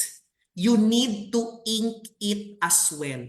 Ibig sabihin, kailangan nakasulat. Marami din kasi minsan sa atin na sa isip lang. Ang role ng leadership pagdating sa pag-establish ng policies and procedures or policies and guidelines is para makaprovide ng clear direction, ma-ensure yung compliance with the regulations, and of course, yung mga leaders, yung responsibility nila dyan para ma-promote yung consistency in terms of decision-making within the organization. So that's why leaders dapat mag-set ng direction and vision, yung mga ganyan. Ma-ensure ang compliance and risk management. And babalik at babalik pa rin tayo doon sa tinatawag na accountability. Yan. Promoting accountability. Diba? Dapat i-accept nila kung ano yung mistakes nila and they need to be accountable with the decisions na ginagawa nila or kung ano yung gagawin nila. Okay? The next subtopic is yung establishing ethical codes of conduct and policies. Meron na akong 4 dito. In order for you to establish yung mga code of conducts ninyo, these are the 4 tips that I can share. The first one is for you to identify the core values. Next one is to involve everyone. Third, that you need to consider is to make it clear and simple. And of course, you need to provide training and resources. Okay? So yun yung 4 na tips na pwede kong i-share in order for you to establish in your organization ethical codes of conduct. I-review nyo lang itong presentation ko the moment na ma-receive ninyo on the next coming days on your email. Okay? And the last subtopic before we will end our webinar, yung strategies for addressing ethical dilemmas effectively. So kapag meron kung nagdadalawang isip ka, kung gagawin mo ba to or hindi, kunyari, yung kagaya sa pharmaceutical company na example ko kanina, nalaman mo na may ganitong side effect pero hindi naman sinasabi ng company, di ba may dilemma, sasabihin ko ba, i-report ko ba ito, maging whistleblower ba ako, or tatahimik na lang ako kasi baka mapahamak pa ako dyan or pati ang pamilya ko. So may ethical dilemma. That's why the first thing that you need to do is to seek guidance and advice. Second, consider the consequences and the stakeholders. Sino yung maaapektuhan? Kung sasabihin ko, kung magiging whistleblower ako ng company na yon, ano ang magiging consequences sa akin, sa sarili ko? Ano ang magiging consequences naman for my family with the actions that I am going to take? So that's why if you are experiencing ethical dilemma, the second consideration na pwede mong gawin to address it is to consider consequences and the persons, individuals na maaapektuhan. And the last one is to always adhere to ethical principles and values. Para malaman mo kung ano talaga yung tamang gawin, dapat mas in favor, no? Mas in favor kung ano talaga yung tama. Just be honest, maintain your integrity, you need to be fair, and respect everyone. Okay? So, marami pang mga paraan in order for you to address ethical dilemmas, but for the benefit of time, I will end my presentation with that. Okay? So I am now going to flash the attendance sheet bago tayo mag-dismiss. Sa lahat ng mga nanonood via Zoom, kindly check the chat box kasi ilalagay ko na ang aking attendance sheet. All of you makaka-receive ng copy of my presentation. Nag-request man ng certificate or hindi, basta nag-register, automatically makaka-receive ng copy of my presentation and the link kung saan pwedeng ma-review ang ating discussion. Sa mga nanonood sa live streaming, andito na ako sa Facebook page. Ayan. Na-comment ko na rin yung attendance sheet. So that's why, sorry, hindi ko na naman napalitan. Wait lang ha. Kasi kinakopy ko lang kasi yung copy for, wait lang, tama. Hindi maka-accept ng responses. Wait lang. Ganito din pala yung nangyari kagabi, no? Sorry. Kasi kinokopya ko lang kasi from the previous eh. Okay, wait lang. Tapos kasi, like, in 24 hours, kailangan ko kasi siyang Ay, wait, parang mali yung link na naibigay ko ha. Wait lang. Sorry. Sorry, i-disregard nyo yung disregard nyo yung naka-post na link, mali pala yung na-copy ko na link din pala. Madali lang to. So while you are waiting for the attendance sheet, I would like to take this opportunity to thank every one of you for joining us tonight.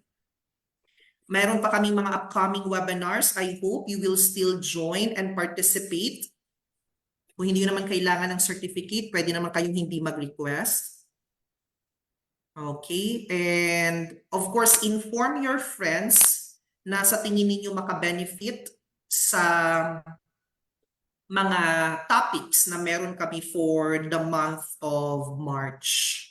Eto, tama na eh. Yay, nakita ko na yung mali nga talaga yung link na na-share ko sa inyo.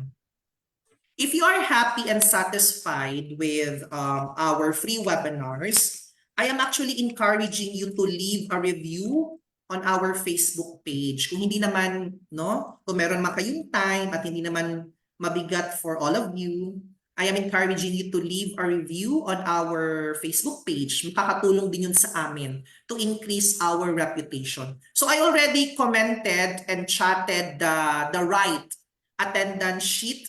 Can you please open that one? And, ay, mali pa rin. Bakit? What's happening?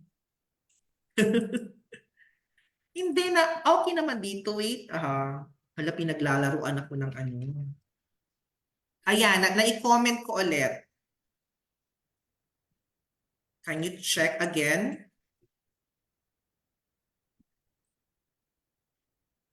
Can you open, can you check again? I already commented the link, no? Paki-check nga, paki-verify kung tama naman. Ayun, okay na. So maraming salamat. Baka hindi nag-function yung ko, copy-paste, yung Control-C and Control-V. Yan. Ayan. So sa Facebook, Sa lahat ng mga nasa Facebook live streaming, I already commented the correct link. So paki-open na lang ulit. So guys, maraming salamat sa inyong lahat. If you are done with your attendance sheet, pwede na kayong mag-leave. No, pwede na kayong mag-leave kung tapos na. Maraming salamat. I will just play a video just to give time for other individuals to have their attendance. Kung ngayon pa kayo magre-request ng certificate, pwede. Andyan sa attendance sheet, no? Kung ngayon kayo magre-request, ang piliin nyo not yet, and then you upload your proof of payment. Okay? Sige. Ay, bakit pa naman eh? Okay, to those who are done, make sure na tama yung nailagay kong link, ha? So far, meron namang pumasok na 49. So, tama na po. So sa Facebook, tama na din ba? Tama ba yung link? Yung for March 7 talaga?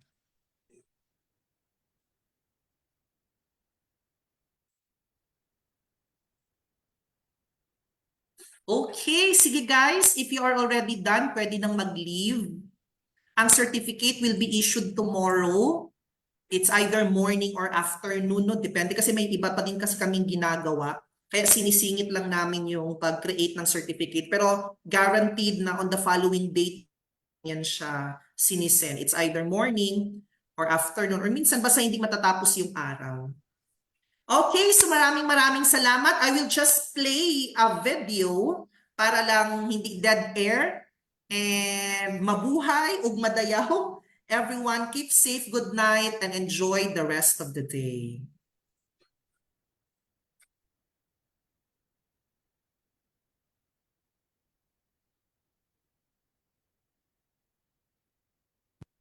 The CIO studio at the City Hall.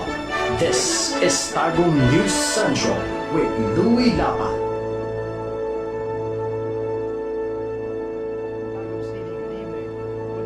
Prominence of the online economy, and with more people engaged in both buying and selling stuff on the internet, the city of Tagum is riding the waves to help online entrepreneurs make a mark in the online world, staying true to its mission of providing excellent employment and livelihood services to Tagumeños. The Public Education and Employment Services Office recently launched Project Boost, boosting online opportunities and services for Tagumeños.